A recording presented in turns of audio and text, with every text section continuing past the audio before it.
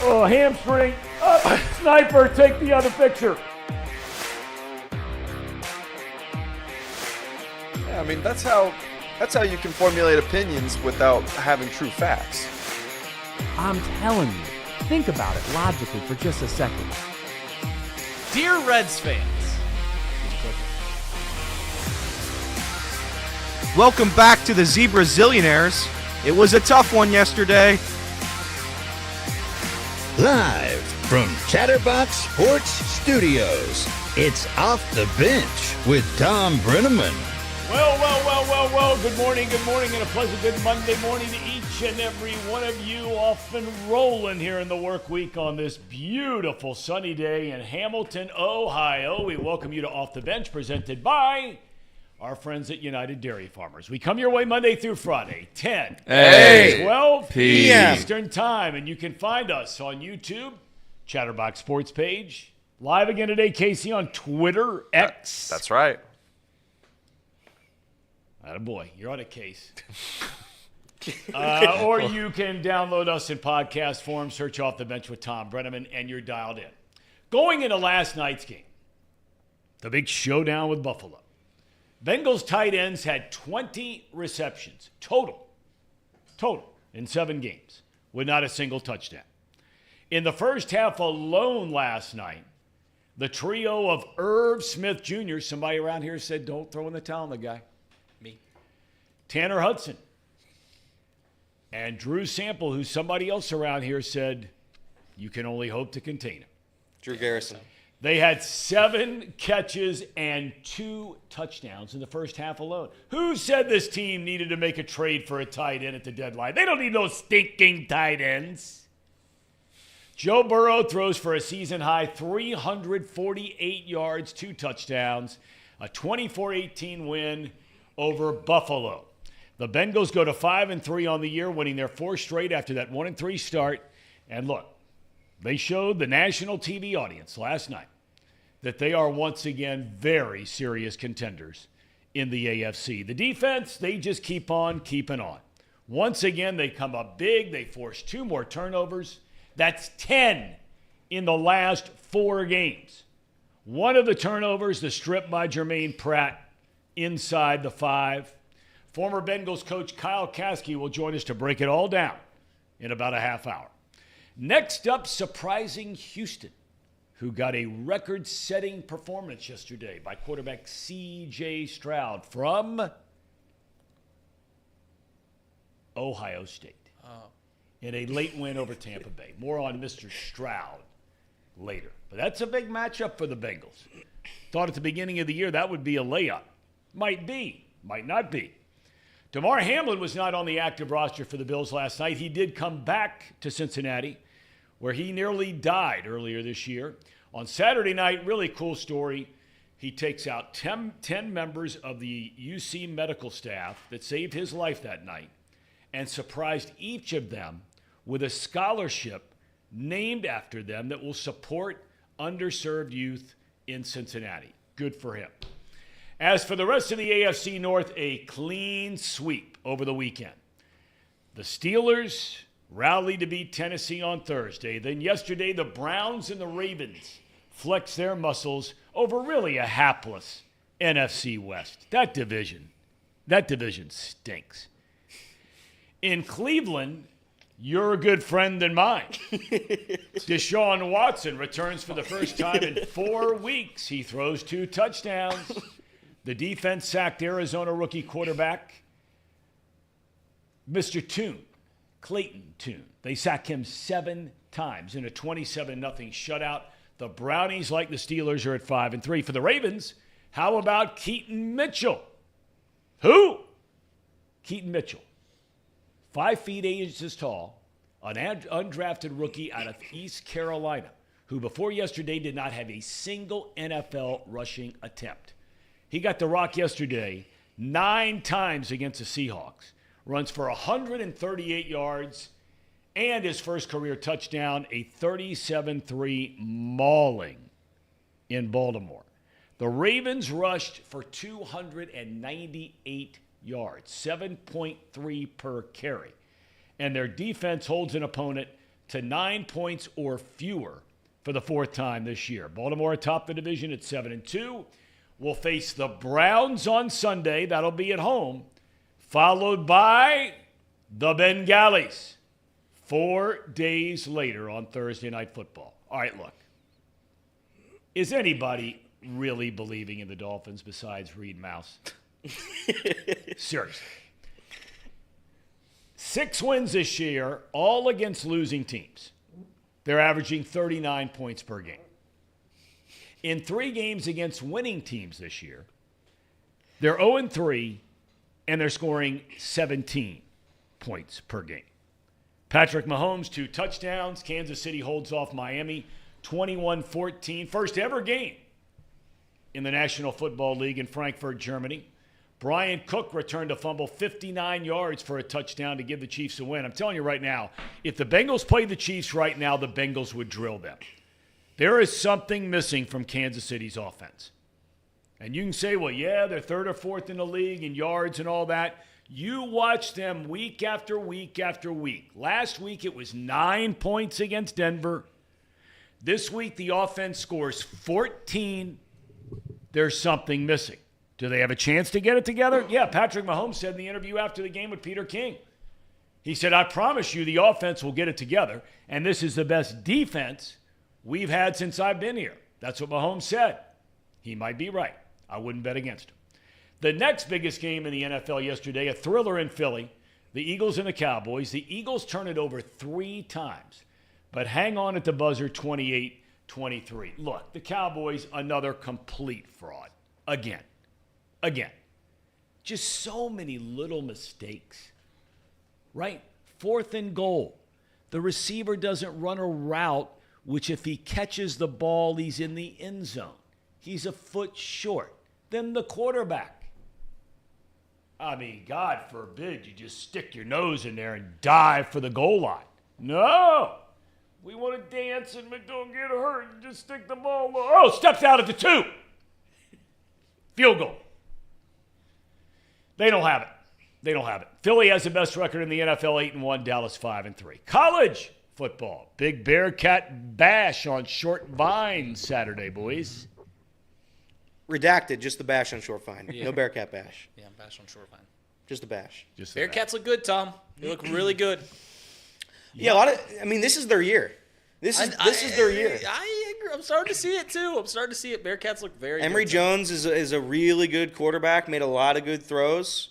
I'm sold back in. I'm sold all the way back in. He's all the way back. The beat goes on for UC. That is a losing beat. The Bearcats do drive down the field. Give it up to your guy, Emory Jones. Emory. I mean, right down the field in the final minutes. Touchdown. But then they fail on the 2-point try. That's the difference. Brutal. In winning for the first time in the Big 12 and losing for the 7th consecutive time. 28-26, the final against previously winless UCF. Cats, again, they dominate the stat sheet. 515 yards compared to 393 by UCF. And we know you throw out the records when these two teams play. Yeah, that's right. They had 2 running backs go for over 100 yards. But the same old mistakes in the red zone and penalties. Next week, a trip to Houston. Are we going to take the Bearcat or the Bash on Vine down to Vine Street in Houston next week? No. Let's go down to H-Town. Trace, what do you got to say to that? No, I'm going to try to be very nice today. I'm really Okay. I'm going to do my best to not say anything negative towards UC football program and their athletic director. But I've never seen a dissent like this before, where people give a shit and then people don't give a shit at all. It's pretty amazing. It's a really great job they've done over there for that UC program. I mean, This is a positive basically, guy. He's being very positive. imagine being on the top of the mountain. You know what they say, Tom? Top of the It mountain takes- in the AAC is a long way. They made from the top of college mountain. football playoffs, though, Tom. This is the telltale sign of this being true is this as a UC football program. Doesn't matter how many positive steps you take up a ladder. You could climb a ladder perfectly. Win 100 rings. You take one bad step and you can be at the bottom. And just so happens that hiring a guy named Satterfield and Mr. Cunningham, they figured out a way to do it. Toxic Trace has arrived, according to Everett. I mean, listen, if you think that everything's going well down there for the UC football program, I'll show you a loser. Go ahead, Tom. They booed. By the way, Emory Jones every single. Satterfield decided to do a little switching up the quarterback play. Like every other drive, he'd switch him up. Every time Emory would trot out there, the fans would boo him. Yeah, but that's not sad. Cool. It's sad. I mean, come on. That's not cool. Well, he's bad. With the loss, UC will not be going to a bowl game this year in Scott Satterfield's first season at the helm. Hey, look, we told you the other day, Rutgers is one of the most improved teams in college football. I'm a big Greg Schiano guy. Mm-hmm. This guy can coach. He is a tough, hard-nosed coach, and they're playing like it this year. Look inside some of their numbers this year and where they rank. They're having a good year. And they led Ohio State at halftime over the weekend 9-7. After that, all Travion Henderson and Marvin Harrison Jr. As the Buckeyes roll 35-16 to remain unbeaten. Henderson goes for better than 200 yards from scrimmage. When he's healthy, he's the best running back in the country. He can do it all. Fast, strong, tough, can catch it. He is a touchdown waiting to happen, but you got to keep him on the field. What's the saying, Elliot? The best part of ability is? The best ability is availability, Tom. That's right. They need Henderson in that lineup. Marvin Harrison Jr., 2 more touchdown receptions. Ohio State will host Michigan State this Saturday. Ugh. Will number 2 Georgia leapfrog the Buckeyes for number 1? In the new college football playoff rankings unveiled tomorrow night, the 2-time defending champions face their toughest test of the year. Missouri's got a good team, ranked 12th in the nation. It was a tight one. But Kirby Smart's team, well, they do what they always do. They just win, 30-21. Big-time game for the Dogs this weekend against number 10 Ole Miss. That team up north stays undefeated after routing Purdue. And for the first time this season, the Wolverines are going to play somebody. They faced a ranked opponent for the first time all year. They go to Happy Valley to take on once beaten and 11th-ranked Penn State. Other games of note, Florida State stays undefeated. So too does Washington after a 52-42 shootout win at SC. Huskies running back Dylan Johnson had never rushed for 100 yards in a college game, not one time.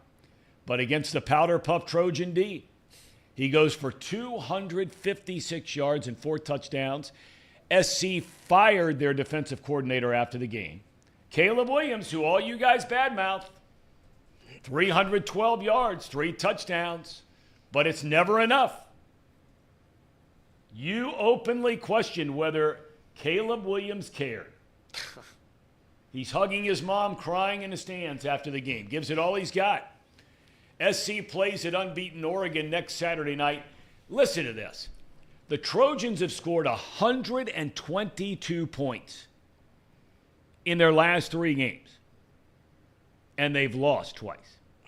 Elsewhere, number 7, Texas won without quarterback Quinn Ewers, surviving a scare 33-30 against Kansas State. Number 9, Oklahoma out playoff picture, losing to Oklahoma State. And don't look now, and I know Trace is looking, but here comes Alabama.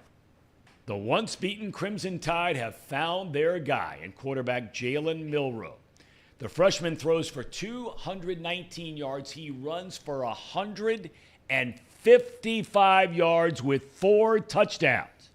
Alabama beats LSU 42-28. If the Tide wins out, and they should, they will win the SEC West and will be locked and loaded for Georgia with a trip to the college football playoff on the line. Here comes Alabama.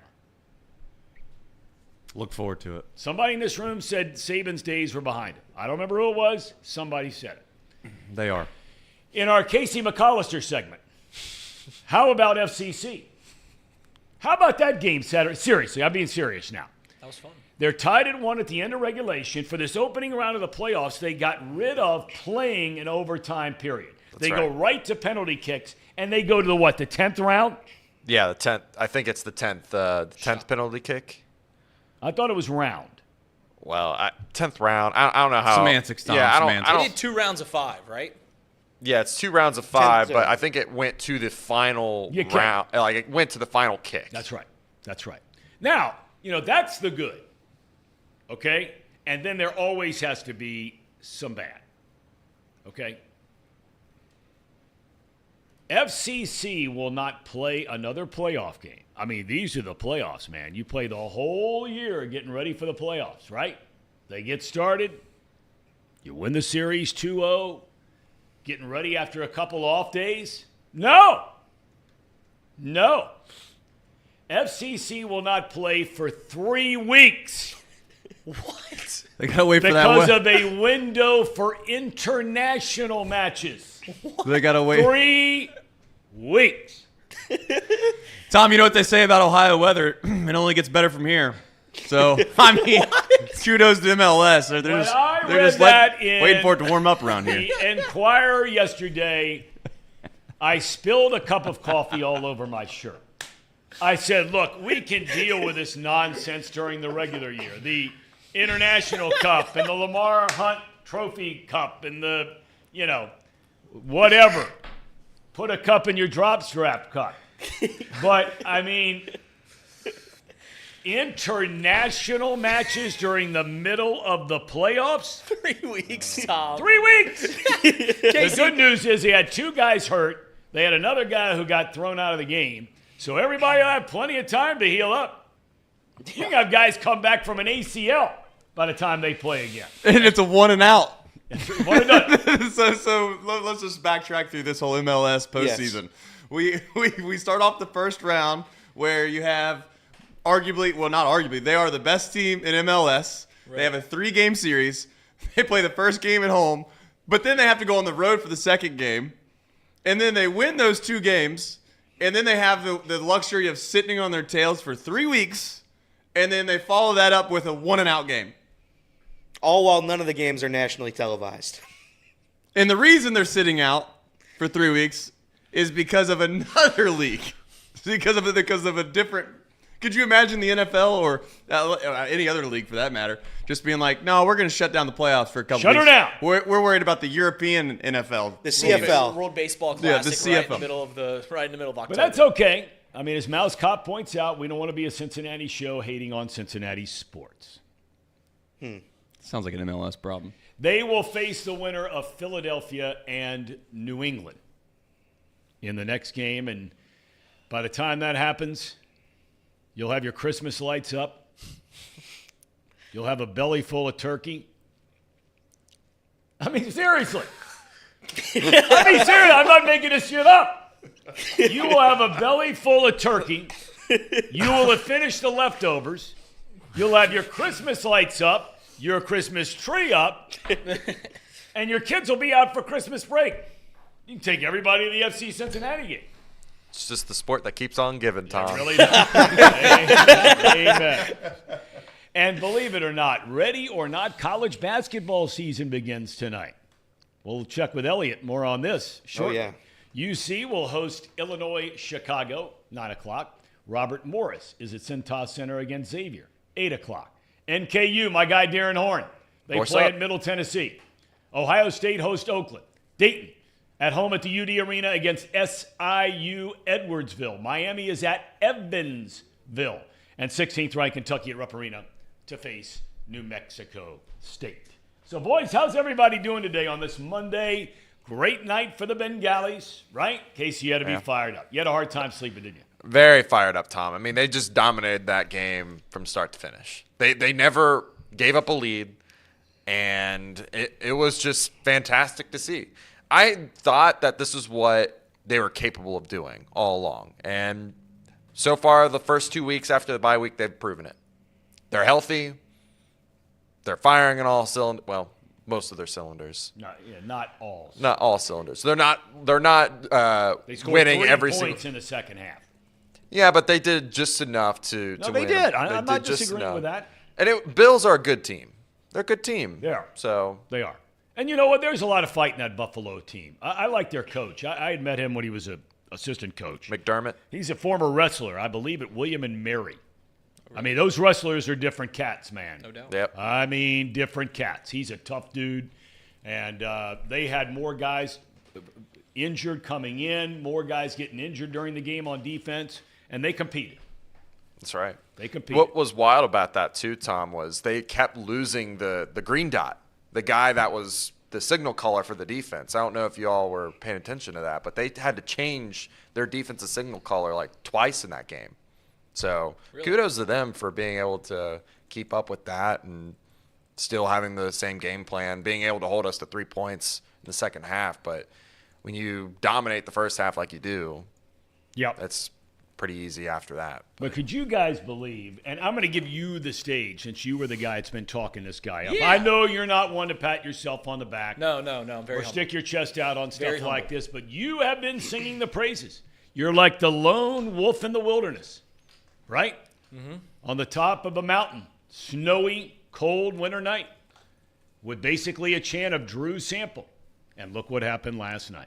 Listen, Tom, for weeks during the beginning of the season, everyone was wondering, how do we get this offense moving? Do we got to get Joe Burrow healthy? God, does it have to go this far? Yeah, we gotta let him go. Let him get it all out. All We gotta let him get it Like, all do we out. got to run the ball a little more? No. The answer was always, you drafted this guy in the second round, and that was a steal back in 2019. You get the ball to Drew Sample in open space, and watch what this offense does. Everyone, every single person last week, are we gonna trade to get a tight end? Last year in the draft, are we gonna draft a tight end? Michael Mayer, Dalton Kincaid. Why do you want any of those bums?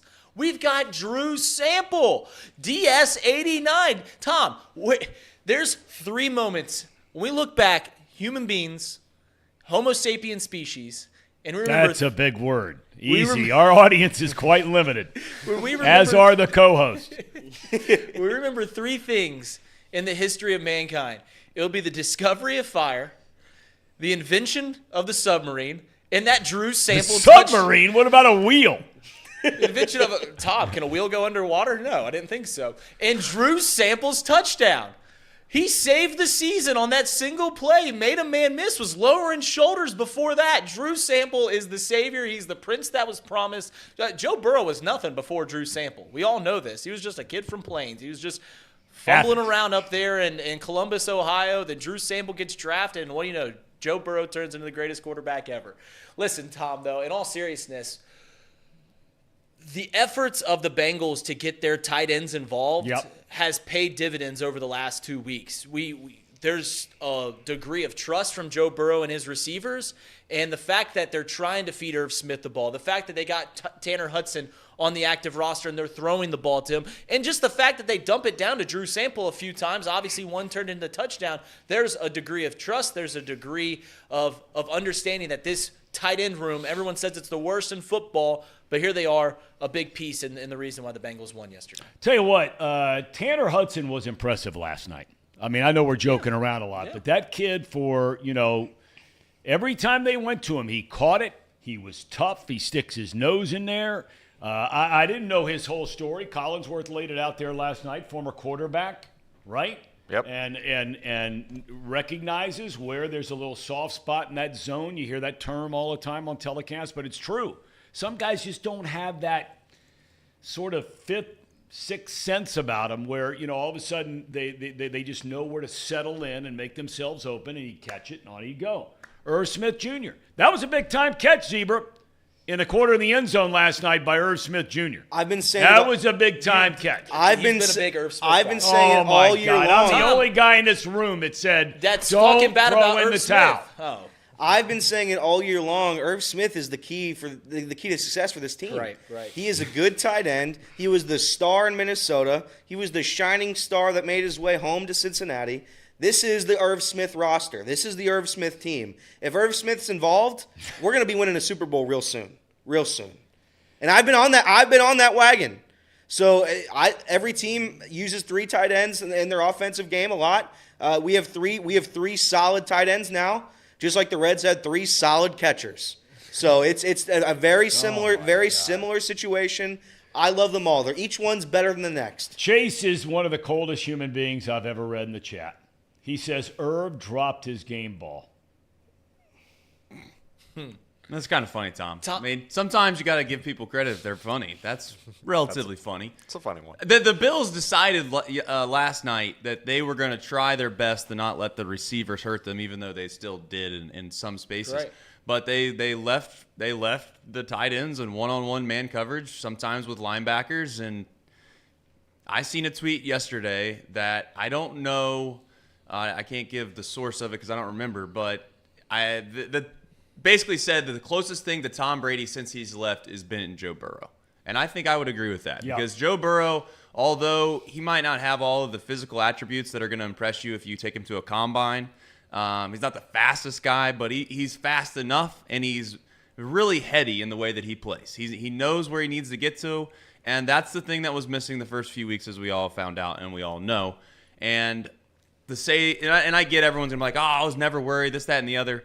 I mean, Joe Burrow looked lost the first few weeks, and it is amazing to me how a calf injury is that big of a difference between a football team looking the way they've looked the last few weeks and the football team we see in the first 3 weeks. You're right. It is incredibly remarkable that's genuinely, and if you're saying that that's not the only difference, I don't know how you could say that, because that's the only thing that's really changed. Nothing else has changed outside the fact that Joe Burrow's been healthy.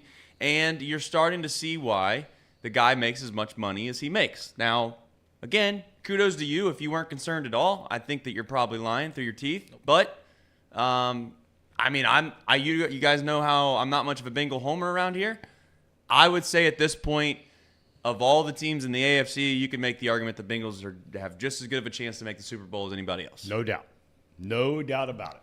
No question. And the defense is a large part of that. Well, they're a big part of it. And they got pass rush last night, Tom. They were getting pressure on Allen. And give Allen credit. I mean, that's the only thing that scares you whenever you play guys like Allen and Lamar Jackson and Jalen Hurts when he's healthy, is that you can have a phenomenal pass rush. But, man, if those guys can find a way to step through that, and we saw it with Allen last night, he was their entire running game. Right. And there's nothing you can do about it. I'm not sitting here picking on the defense, and Josh Allen's running for 8, 10, 12, 14. I mean, that's who he is, and that's part of what he does. Lamar's the same thing. And you know, your job is to get after the quarterback in a passing situation, and the guy's running the ball for another first down. But the defense at the end of the day, and I've been on the mountaintop screaming this, 12 trips by opponents inside the red zone, and this is a carryover from the last 2 years. The last 12 times an opponent has got inside the red zone, they've given up 3 touchdowns, 3 field goals, and that's it. They've gotten turnovers, or they've shut teams on downs at the end of games when they were trying to score to tie the game or win the game. They just find a way to get it done, man, on defense. And I'll be the first to say, I was all on board signing Pratt. I was all on board, but I was not on board to giving Logan Wilson all this money. And really last night, you went through the whole game, and I'm not saying he played a bad game, but you went through the whole game, and you really didn't know if Wilson was on the field or not. Maybe that's a good thing, maybe it's a bad thing. And there are other games, though, where he's all over the field. Mm-hmm. But that duo, and I think one of you guys said it last week, it might have been you. Yep, it was me. It was together, they are a fantastic ball-hawking duo. Anytime that there seems to be a big play that is needed, one of those two are around it, right? Anytime that there's a fumble, anytime that there's a pick or something like that, those two guys are out on the field or right around the play. And that's also an attribute to the position they play. Linebackers, you're everywhere. But the fact that they are constantly in on the play, Tom, this defense as a whole, as a unit, I said it last week, they've got underrated stars. You go ask Bills fans, name one defensive player on the Bengals defense, probably not a lot of them can name a guy. You ask Chiefs fans, 49ers fans, name a defensive player on the Bengals, they probably can't name Jermaine Pratt or Logan Wilson or Cam Taylor-Britt, who is blossoming before our eyes into a star cornerback. But this team constantly doesn't break in the red zone. They don't break on their own side of the field, and they constantly get the ball. They are getting turnovers left and right.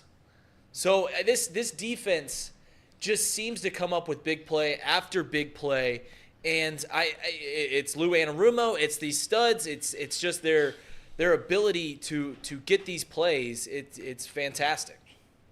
Yeah, listen. The Bengals defense, and we're going to talk about it. I mean, really to the end of the season here. And Tom brought it up how last year, the past couple seasons, it's been the defense. The defense has been the star of the show here. Which is crazy because, as Reed pointed out earlier, this roster is built because of the offense. It's built because of Joe Burrow, Jamar Chase, T. Higgins, Joe Mixon. Everybody on the offensive side is why the Bengals are the Bengals. Saying that, the defense constantly, time and time again, are the reason we win games. Yep. We won yesterday because of Jermaine Pratt. We won yesterday because of Cam Taylor-Britt. So at some point, you just have to sit back and say, the defense knows what they're doing. Lou Anarumo knows what he's doing, and we're fine. So that's great. But until your point about Logan Wilson, when some guy goes down, when you feel like he's not a part of it, the other guys step up. So Yep. I would say that. Yeah, I agree.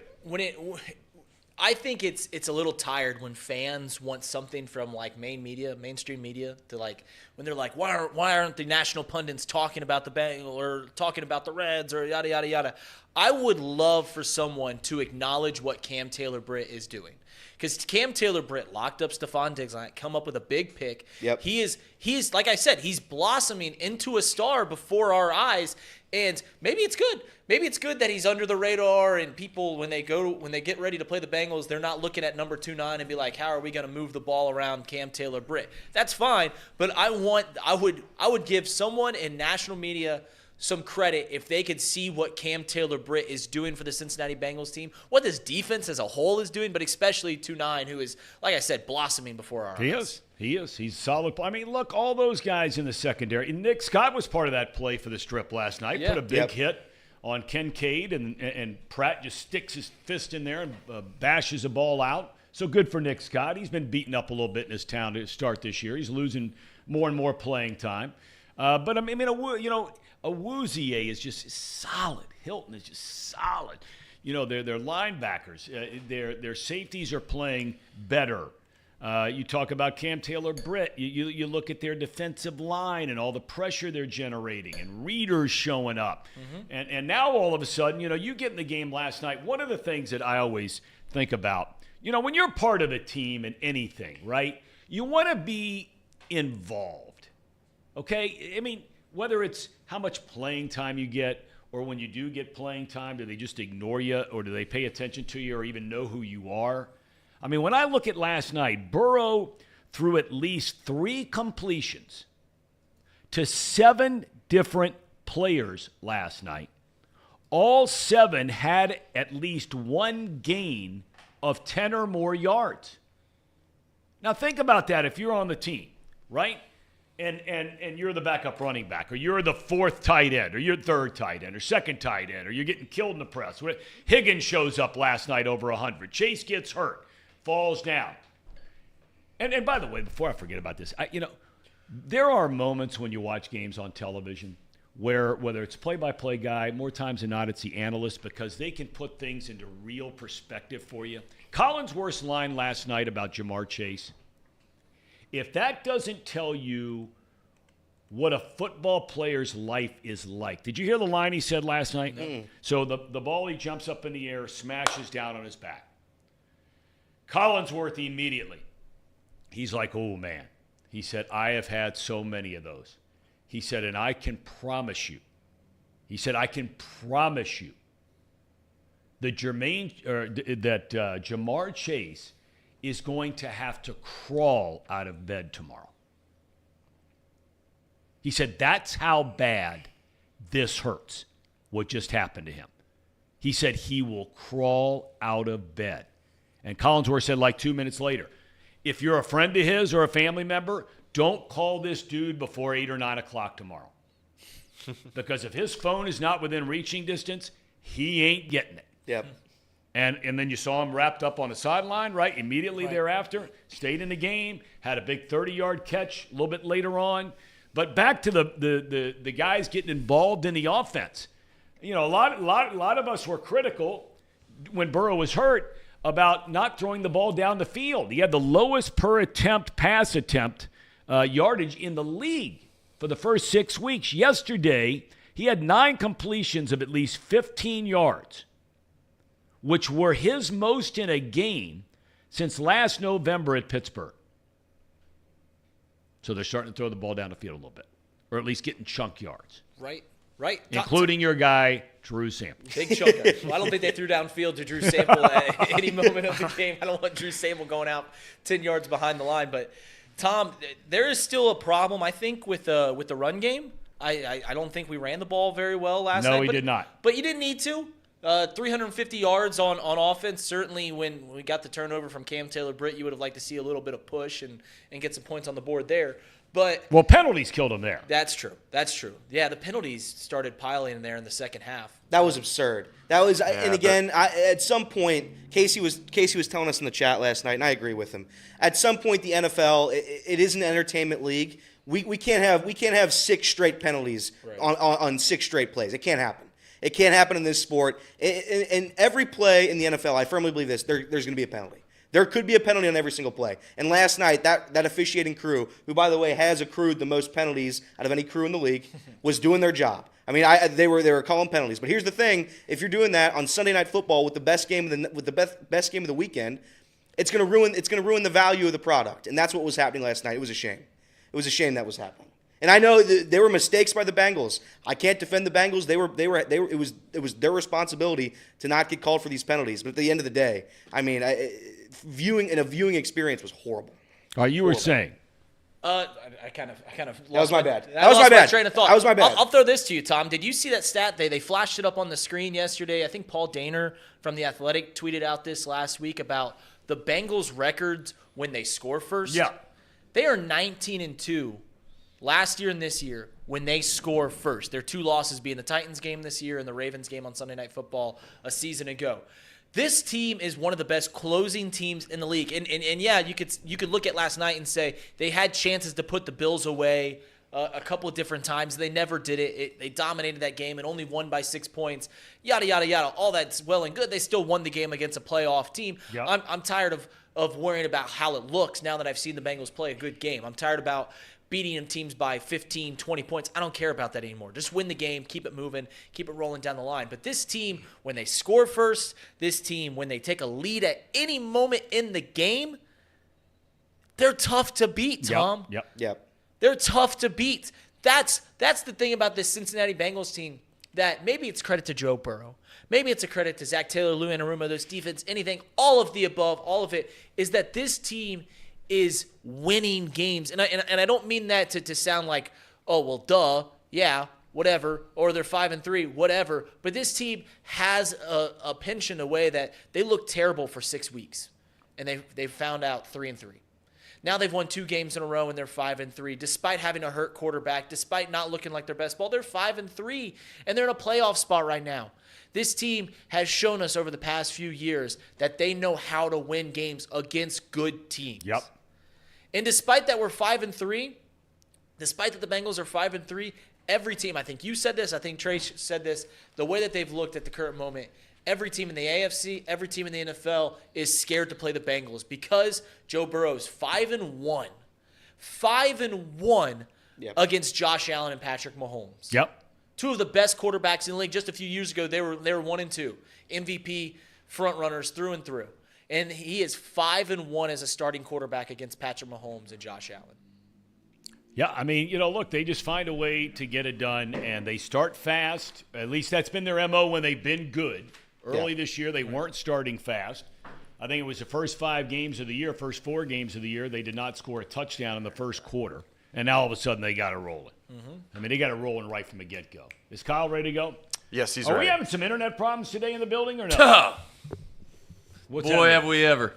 Is everything straightened out now? Yeah. You went out there, and turns out the fellas in the back, there's something called breakers, Tom. I know what a breaker is. When you trip breaker 19. When you trip one of them in the back and power's not working in certain buildings, I guess you just stand around and wait for it to fix itself. I don't know. But anyways, I went out there. I went out there, and I'm not saying I'm a hero for fixing it. Just, not all heroes wear capes. Just some competence. That's all, Tom. Just understanding that if a breaker trips, it probably aren't going to have electricity. Turns out you need electricity to run electronics.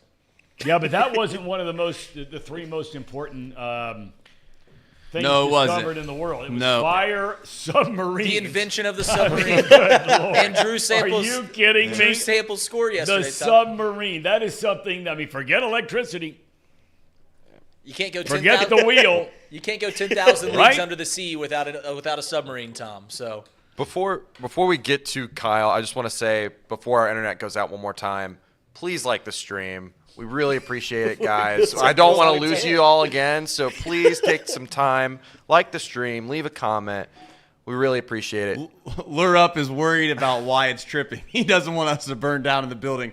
Well, it's probably because they have like 90,000 heat presses going back there at one time. Who knows? I'm just guessing they turned on one too many, but Smells we'll like figure it out. I mean, All at right. some point, I think Smells like a forest fire back there. this is not a problem for the chat. This is a problem for us. We'll get it figured out. Hopefully, Alta Fiber's available. We can just get it installed. I don't know, in our room. That'd be nice. Okay. All right.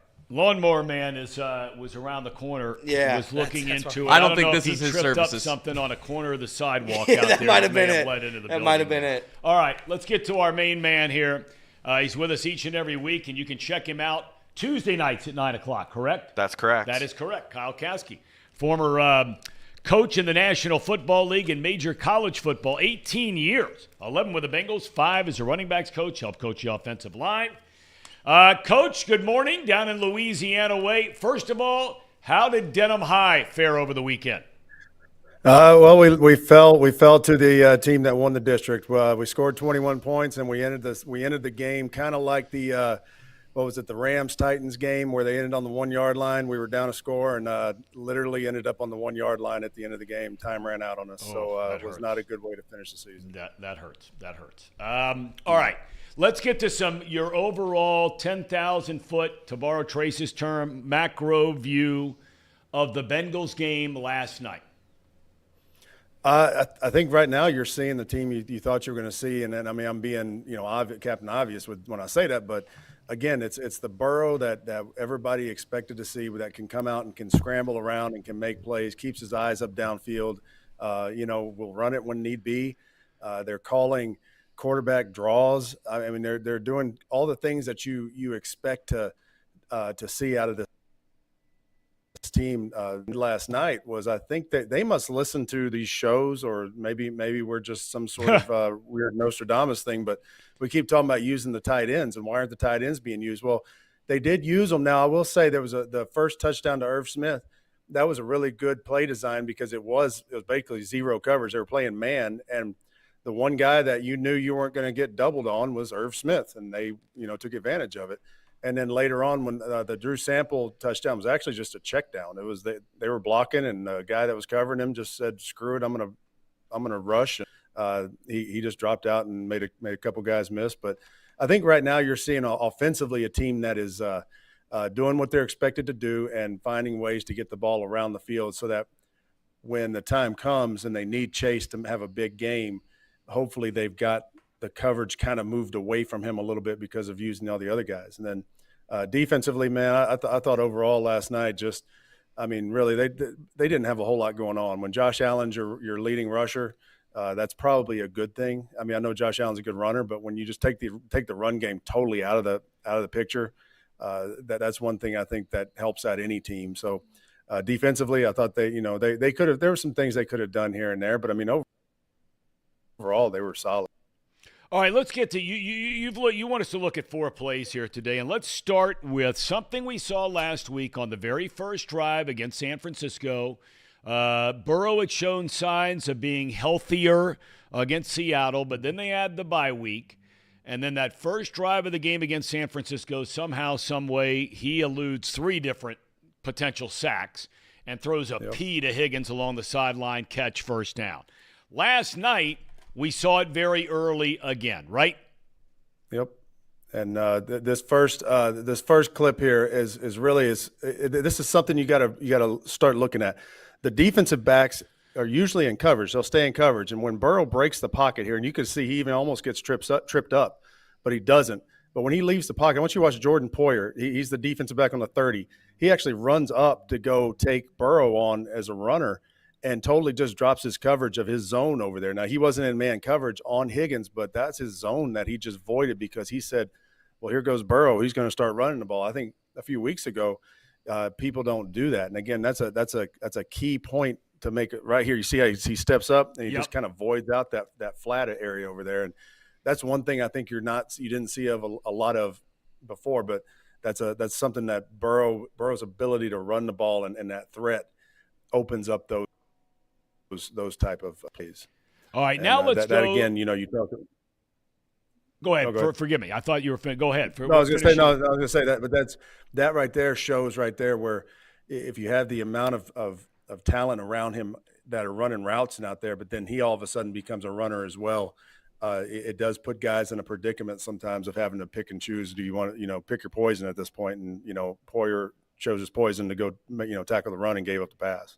Well, very early on last night, it was clear that the tight ends were going to get involved. Were you surprised by this second clip? And you talked about, the play design and a great route run by Irv Smith Jr. who's taken a lot of heat in this town, as you well know, after the fumble last week inside the 5 against San Francisco. But they were going to him right when the ball was snapped, right, on this play? Yeah.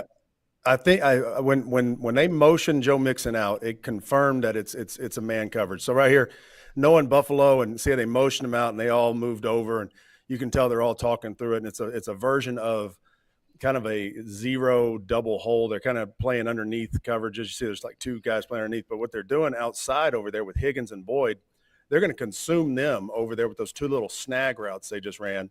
And if you look at number 21 covering Irv Smith, when all this happens, he ends up inside of him a little bit. Just now he walks out, but once you watch when it's all said and done,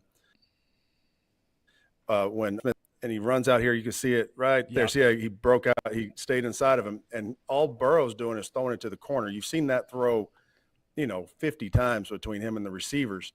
But when it comes to having those 2 guys up top with Boyd and Higgins, they consume those 2 other better coverage guys. And then again, you've got all that space. Really, you've got 15 yards of space when it's all said and done right there of, really nobody underneath him and that guy just chasing him. So, and again, I don't know what's up with that dance. That was not the best dance. I would tell you, Joe Mixon, you need to go talk to him about the dances. But some guys can Smith, dance. I'm probably doing the same thing. I mean, some guys can dance. Maybe you're a great dancer, Kyle. I've seen Elliott dance. It's not pretty. All right, now let's get to Sample because look, the guy's been singing his praises right here in our studios. Reed Mouse. He says, you may not be able to stop him. You can only hope to contain him. But look, the thing I love is that through all jokes aside, when you give a guy a chance to make a play and they make a play, you're like, man, good for him, right? He made a play. No doubt.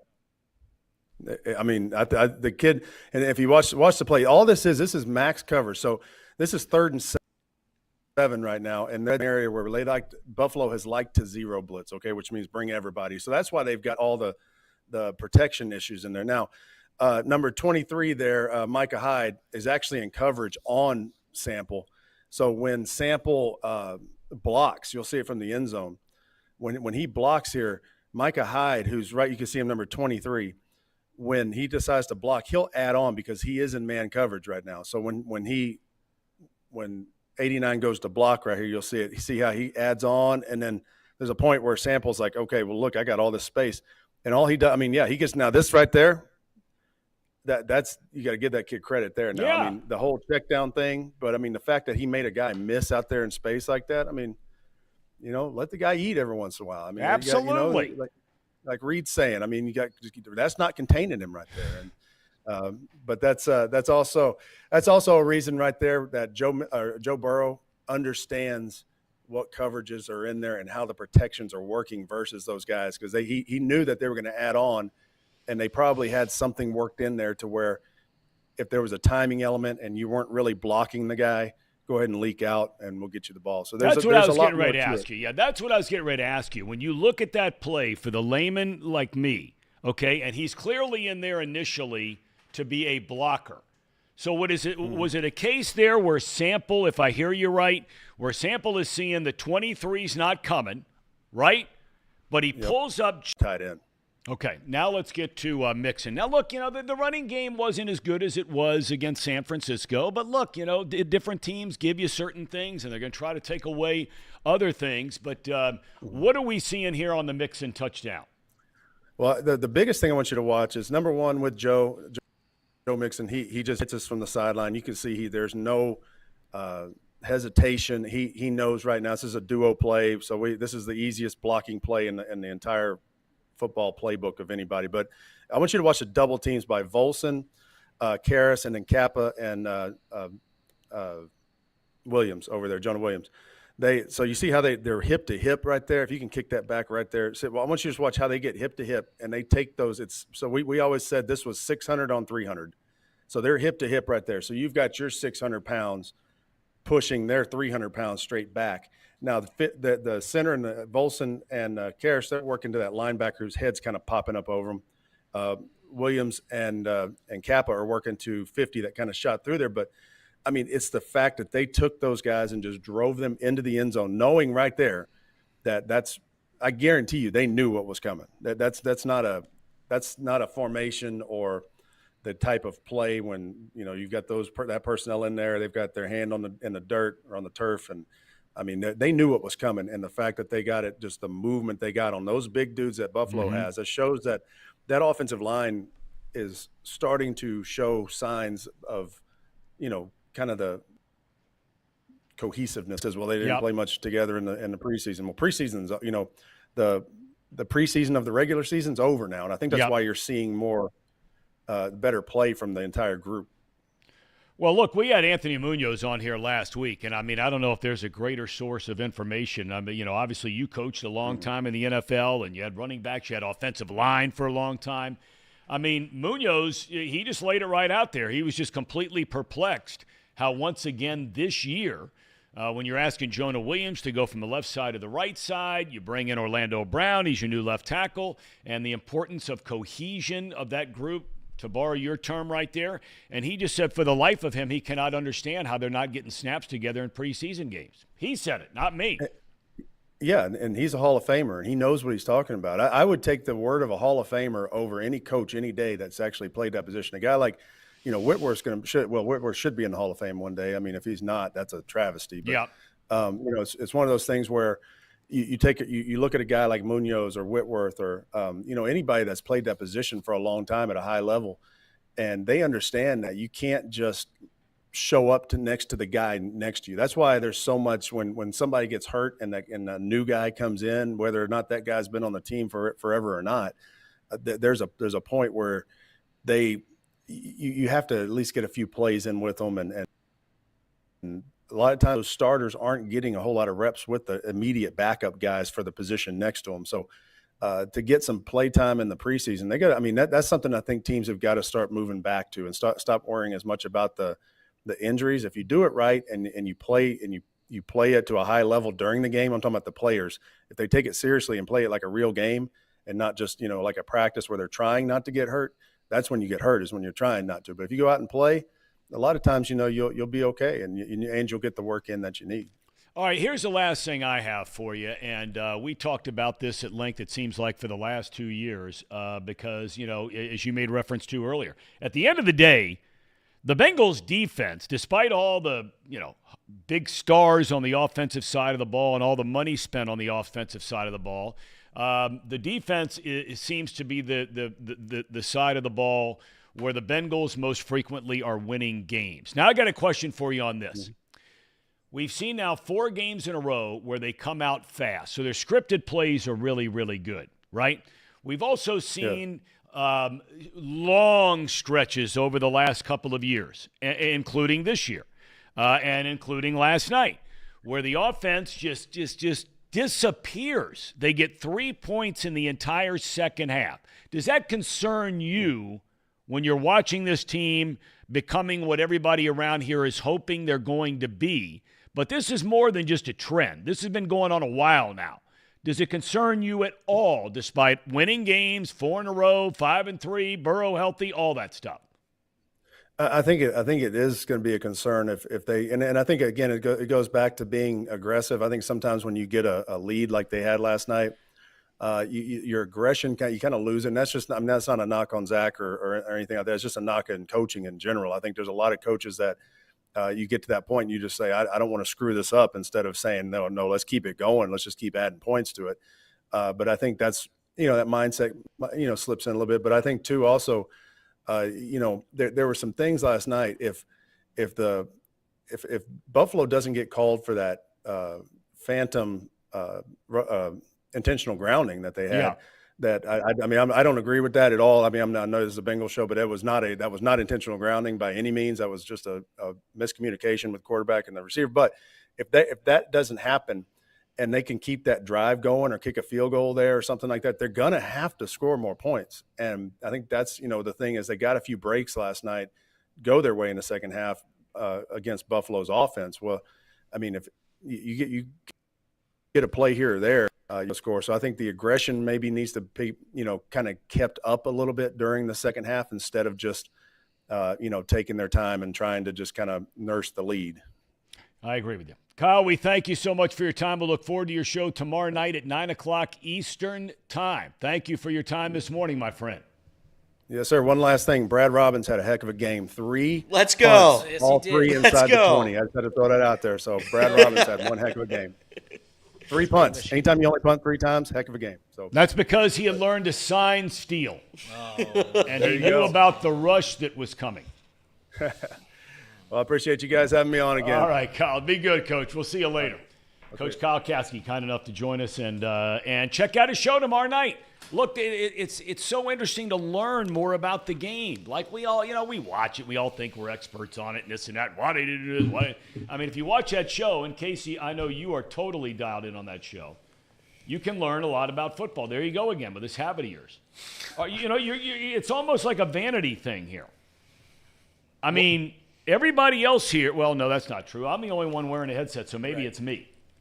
But listen. You wear it the whole time, and then when we're coming to you, right? Yeah. You make sure you take it off. You fix your hair real fast before we take the shot. That's right. Well, listen, Tom, I have a different set of things that I'm hearing compared to what you guys are hearing. Okay. So that's why I take it off, because I hear it on a slight delay on my side, because I'm listening to the stream. I'm listening to what the people are hearing. You guys are hearing what's in studio. That's why I do that. But, yeah, Caskey has a great show. He is very in-depth. I'm sure he's going to be very in-depth this Tuesday. There's a lot to talk about on offense, especially the tight ends and how they performed. Look forward to watching it. 9 p.m. on Tuesday. 9 p.m. on Tuesday, right here on Chatterbox Sports. Football's like an iceberg, Tom. Like once you start understanding certain things more and more, you learn more, and then it just keeps going down, and just like blocking schemes. He's talking about duo blocking schemes on that one run play and stuff like that. It helps you understand what the Bengals are trying to accomplish on the offensive side if you know what they're trying to block, who they're trying to get open. Yeah, it just helps you become a more knowledgeable football fan. Before we get to the weather, I always like to go around the horn. Spray the infield, as they say, right? Yeah. Normally you do that at a bar if you're buying people around. Spray the infield, right? You guys wouldn't know anything about buying, but so if I couldn't resist. It was too easy. The shot. All right. Give me a full report on your wagering over the weekend, if there was any. Casey, we begin with you. I actually didn't do that bad in college. I don't think my fellow mates here did that great in college. Spoiler. But I did not do great in NFL. So you lost money over the weekend. I basically broke even. Okay. Well, you made a lot of money the last 2 weeks. Yeah. So, you break even, right? I'll take that over losing money. That's right. Trace? It was bad. It was a bad weekend. Really? Yeah. Very, very, not to say that it never happens, but it's very rare that I have a weekend as bad as the last weekend. Well, your wife's sitting out there. Is she aware of this? I've built up enough equity, Tom, to where I think I can take a little bit of a hit, but this past weekend was so bad that sometimes it demoralizes you enough to where you're just like, you know what? Do I really want to do this? Do I really want to do this next week? And the answer usually turns into a yes by the end of the week. But right now, sitting here on Monday, Tom, I know you probably know nothing about this, but you ever woke up super hungover after you drank a ridiculous amount of alcohol the night before, perhaps? Never been responsibly, of course. At least not in 2 days. Haven't been there. And you wake up that next morning, Tom, and you think to yourself, I'm never drinking again. Yep. Never drinking again. Yep. That's how I feel about gambling right now. I don't want to look at the lines. Don't care about them. Just gonna go and live my normal life, and then Friday will hit, and no doubt it'd be double up. You're always one day away from having the best gambling day of your life, as they say. Of course, 1-800-GAMBLER. If you have a gambling problem, gamble responsibly. That's exactly right. Thank you very, very much. And how about you, Mr. Mouse? If you see a for sale sign in Highland Park, you know why, Tom. It was fine. It was fine. It was all good. But yeah, fine that's one of the worst words in the English language. I agree. Fine. How you doing? Fine. Oh, I mean, come on. Did you enjoy yourself last night? Oh, it was fine. Hang on. Did Tom. you win or lose? Which is it? Went down. Well, let me get you go over to Elliot. You looking for an acronym for fine? I'm gonna get on the thesaurus and I'm gonna find a different word so we appease you. Yeah, well, I got a word for you. It's not really a word. I said acronym. Forgive me. Go ahead. Okay, it's not really a word I have. It's more of a phrase. I got my shit rocked. That's what happened to me. I got slaughtered. It was an absolute shit kicking. And that's what happened to me. I wrote all Trace and Sean. I've got this system. Here we go. This system can't lose. Tom, I'm not kidding you. It lost every bet. We had 8 bets all in this system, and we kept doubling down as the system went on. I lost everything I had. I am nothing. I drove into work with my 2003 Chevy Impala with no heat, and I came to the realization that I'll be driving that car forever. I can't win a bet. Now last night it saved me a little bit. I had a parlay I won, so I was fine. But on Saturday, I assume you're not a Game of Thrones fan, Tom? I've never seen it. Okay, well in the Battle of Winterfell, the Spoiler alert. Dothraki rode into the forest to try to beat the Night King's army. Well, their torches went out quickly, and that's what happened on Saturday. It was a slaughter. It was a murder. I was destroyed. So, yeah, that's what happened to me. No, it was not a good weekend. Tom, but we're right back at it right now, Tom, because 11 a.m. college basketball starts. I have, let me get it out. Hold on real quick. It buffered on me. I have Spalding and Ooey Pooey. They're playing right now. First game of the college basketball season is underway. 11 a.m. sharp. I have Ooey Pooey money line against Spalding. Speaking of buffering. Tom, yes. If there's one thing we learned this weekend when it comes to gambling, yes, it's that betting on Nick Saban's probably a safe bet. Betting on Patrick Mahomes is probably a safe bet. And betting against the Dallas Cowboys is probably a safe bet because all three of those things came true. Think how much money you guys would make if you just kept those 3 principles and only those 3. Bet against the Cowboys in big games, bet against Patrick Mahomes and Nick Saban. Yeah, you'd probably do all right. I think you'd probably make a lot of cash. Mm-hmm. I'd probably make even more if I just stopped gambling altogether, if I just cut it off. You were chatting on our group chat last night. You were saying how excited you were. You almost looked like Nostradamus last night. You said, I need one more catch by T. Higgins. Bam! Next play, there it was. Listen, I was down. If you have to judge my health, like as a video game, you know those characters that get down to 1% health, they're on life alert, and the screen. Game of Thrones and video games. Yeah, the screen starts beating, and you're like, oh my God, this game's about to end. But no, T. Higgins gets that catch, and it saved my day. I got up back to about 75% of health. So yeah, it was a big win last night. Okay. What is that where you get to Luke used to play that game. What's a game where your health goes down and you can get it back up? What is that? Is that Call of Duty? A lot of games. That's a lot of games. Let's play the game of what he's talking about. Fortnite. You got it. Fortnite. That's right. Okay. Are we ready with the weather today? Are we doing the weather today? Yeah, I'm going outside today. I'm gonna go. Let me run outside real quick. I'll be right back. All right. Well, while he's able to do that. We've got a couple super chats to read if we want to go. Yeah, let's do that Casey, while Elliot's going knock it outside. out, Casey. Please, go ahead, Case. Yeah, so first one comes from Drew Garrison. Drew Sample in open space was always the answer. Damn right, Drew. Of course it was. Damn right, Drew. Of course it was. Hell yeah. And then we got another one. Elliot, get outside. You're supposed to be going outside. Oh, yeah. Hold on. Let me run. Here we go. Oh, my God.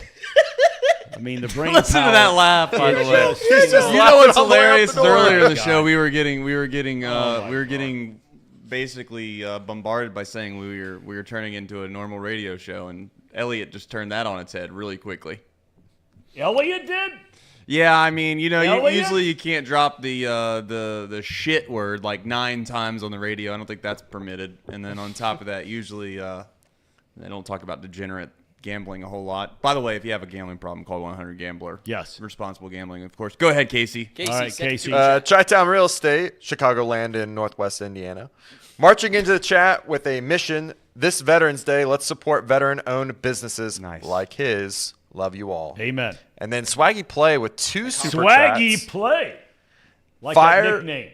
Fire Satterfield, hire Caskey. Well, we did hire Caskey to do those shows, so good call on us. And then the other one, Drew Sample was seen with Taylor Swift last night. Nice. Uh-oh. That's the answer. Kelsey, better watch out. Drew Sample's a married man. Boy, I'll tell you what. I don't know if you've seen it or not. Oh, Swaggy's also became a member of. That's right. Shout out Swaggy. Right. So, Nut Cutter Nation, unite. If you did not see it, I'll have to get the exact trademarks that your boy Travis Kelsey filed for in Ohio. But he's got like 5 trademarks he just filed. This guy is. So it's tough to figure out whether or not he's in love or if he's just trying to take advantage of a situation. I don't really know. Maybe it's both. To be fair to him, maybe it's both. But it's not a good look when you're. I'm just saying it doesn't seem like a good look when you're filing for a bunch of patents like right after you become associated with Taylor Swift. I don't know. I'll be honest. Yeah, it doesn't look good. You're right. I don't care either way. You're right. Don't All right, let's. I'm understanding Casey right. We got Elliot. Yep, he's All right. ready outside. He is on the streets. 1 block behind us. There's I believe that's a Catholic church, if I'm not mistaken. Correct. All right, 1 block behind us here in Hamilton, Ohio. And what better place after a weekend of being a degenerate than in front of, walking in and confessing your sins to the Lord above? Elliot? Well, hey, everybody. Welcome back to the weather. Look, it's a beautiful day in Hamilton. It's Victory Monday. The Bengals are victorious. I'm outside of this church. I was looking for a pretty spot to film. This is the prettiest I got. Now I'm going to go, watch this.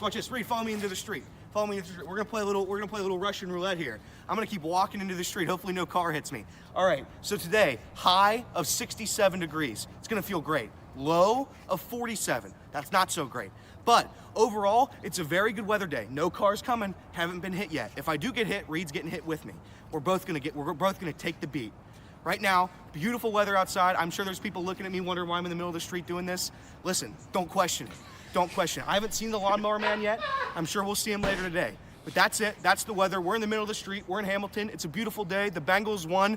That's it. That's all there is to it. Look at this church. What a church. Casey, over to you. Well, thank you, Elliot. Appreciate the weather update. And the whole Bengals section that we just did an hour ago. Brought to you by Encore Technologies. Encore Technologies provides IT solutions for a data-centered world with the suite of services from mobile computing to desktop to data center, supporting both centralized and work-from-home computing modules to improve efficiency and productivity. Go ahead, just keep going. No, wait. Just wait for him. Productivity. Visit Encore.tech. The path to innovation begins here. And let me tell you about Pawnee Water. Ooh, tell us. Tell us about it. Made right here in Hamilton, Ohio. See uses sculpture? natural limestone filtration, unlike the artificial processing that other brands use. The result is a healthy alkaline water. Some say the best tasting water in the world. You can visit Pawnee Water at PAAHNI water.com. See where you can buy this great tasting water. And for me, it's the pH level. And Tracy's going to showcase all the Pawnee water that I have drank over this is a lot of Pawnee water you drink on a daily basis. It is. It is. I mean, I just go through it like crazy. I mean, you would think, Casey, after drinking all this water, you would need to take a break. What do you do? What's I gotta your plan keep with hydrated. those, Casey? What is your plan with those bottles of water? Because those have sat up there for a couple weeks now. Are you going to do like an art experiment? This is a good question. That was kind of the plan. I was gonna make some sort of like pyramid and like put it somewhere that in frame, but it's a work in progress. I feel like PP, a Pawnee pyramid. You know A how Pawnee they do pyramid. you know how they do the Pete Rose balls on the Hall of Fame there at down at Great American Ballpark? Oh, the You don't know Reds. this? You know all the Oh, hits yeah, that are on the side of the wall? Yeah. I think one day we're going to come in here and Casey's just going to have all these things like nailed to the wall. 41 There's going to be like 400 of these things just on the side of the wall. 4,000 Pawnee bottles of water. Yep. Yeah. Reed, what did you like about Pawnee Water? Well, you already know. I mean, if you come to this show, you know one thing, and that is my love for natural limestone filtration. It's not artificial. It's natural. It happens via the world, the earth, Mother Nature. They filtrate the bottles of water naturally, and that's what we like. We don't like the artificial processing. I know Elliot likes for other things, but, I mean, another plus, it just tastes so damn good. I mean, We need to get Pawnee Water in like UDF, United Dairy Farmers. You know what? Maybe we It's should interesting. start- I ran into the fellas this morning over in the parking lot, and I was asking them about how that's coming along with UDF. They are getting ready to be available on Amazon.com Okay. and at Walmart.com. nice. How about that? How about Nice. that, fellas? Now you're stepping up to the big boy league. Yeah, no doubt. No doubt. You get Hamilton's very own, Elliot. Yes, I love it. It's the official water of Lawnmower Man. They sponsor Lawnmower Man. I can't. Tom, get us back on track. Sports. Tom, there was a lot of sports played over the weekend. Hey, you know, one thing I want to get to before we get to what did I see? Is that what it's called now? Well, I think we're gonna stick with we're what I flipping miss. coins around here. It's what did I miss? What did I miss? What did I miss? Okay, before we get to that, What do you got first? the only two tweets I sent out all weekend, I'm not a big Twitter guy, but the only two I sent out all weekend, one had to do with C.J. Stroud, and the other had to do with Joey Vado. For those of you, going back to last week, it's official. Joey's known about it for a number of days. He was out of the country. Nick Kroll had to reach him. I think he was in Spain when he called him to tell him the Reds were not going to pick up the $20 million option. They gave him a check for $7 million. And while not a done deal, there's always a chance. Nick Kroll has said that, although Joey did not say that necessarily in his X that he sent out yesterday. But, he sat down and from the heart, wasn't scripted, no nothing, thanking all the Reds fans in greater Cincinnati and Reds country about his tenure here and how when he came from Canada as a teenager into the United States, very intimidating. When he got to Cincinnati, very, very intimidating. He had come from this huge city where he grew up in Toronto to a much smaller, manageable town. I thought it was I really thought it was cute how he even said, I'm one of these guys in this generation where it's all a UPS, and we kind of laughed about that last week. And he's like, I've never known the names of the roads downtown, and I drive them all the time. And he said I was chuckling about it the last day of the season when I was driving in. But it was clearly very much from the heart what he had to say. I thought it was first class all the way. That's no surprise. He's a first class guy. And whatever happens, I know that all Reds fans, and you're getting different points of view on this thing, that some felt like, and we've talked about this, that this was exactly what was going to happen. That you have some that think because Vado has been one of the great players in the history of the franchise, and of that there is no doubt, that the Reds owed him. There's some people that believe that the Reds owed him that $20 million and to bring him back. Others are like, wait a minute, 2 years in a row, hitting around 200, 40 years old. We're not chewing up $20 million of payroll for Joey Vado, the Joey Vado now, not of 3 or 4 years ago. Okay, so everybody has an opinion on this. But what we all can agree on is he was so very likable, took a long time to get to like him. You might have liked him as a player, but you didn't get to know him very well as a guy, really until about the last 3 years or so. He'd start showing up at high school football games. He'd start doing stuff with fans in the stands. He would talk to little kids standing there in the on-deck circle. But, I just loved what he said, that he gave it everything he had all the time. All the time. He gave it everything he had. And I tell that story. Somebody asked me, hey, what's a Vado story? And I've told this one on this show before, how all you need to know, it encapsulates everything about Vado, is after a game one night years ago, In Miami, we play like 15, 16, 17 innings, whatever it was. By the time the bus got back to the hotel right there in Miami, it was well after 2:30 in the morning. And for some reason, I couldn't sleep that night, so I got up, went downstairs in the health club to work out at maybe 6:30, 7 o'clock. Guess who's already there? Joey Vado. Couldn't have slept for more than 4 hours, and he was going to play that night.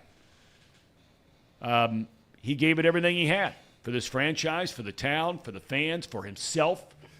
What was your reaction to all of that? Tom, respectfully, I don't think that anyone cares what my opinion is on the Reds, so I'll divert to Elliot and Trace on this one.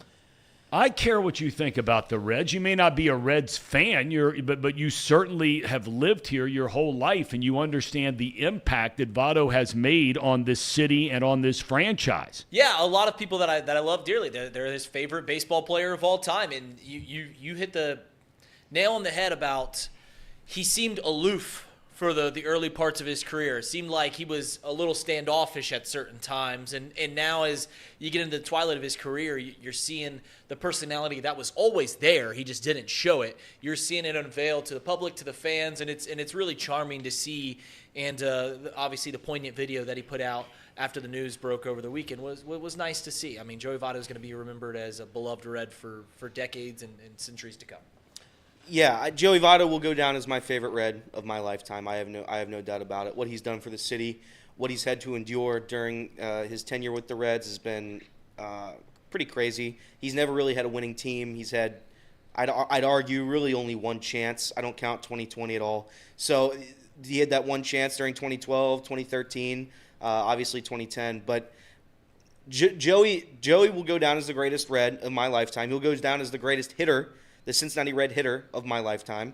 So I'm going to miss him. I love him. If it were up to me, and I tweeted this on Saturday, if it was possible to get a deal where you're paying him X amount of money for this buyout and he would be willing to come back for $1 to $2 million more, I'd happily take him back. I would. I know the production isn't there, and I know everybody's going to have a disagreement with that, but that's just what I would do. I think it's fun for Joey Votto to experience a winning team. I do think he has something left in the tank. Obviously, he's not worth $25 million. He's not worth $20 million. But I do think there is a role he could have on this team. But again, this would be, and this is to the point of Trace and to the point of people on X.com. You would be bringing him back for sentimental reasons. You wouldn't be bringing back for his value on the field.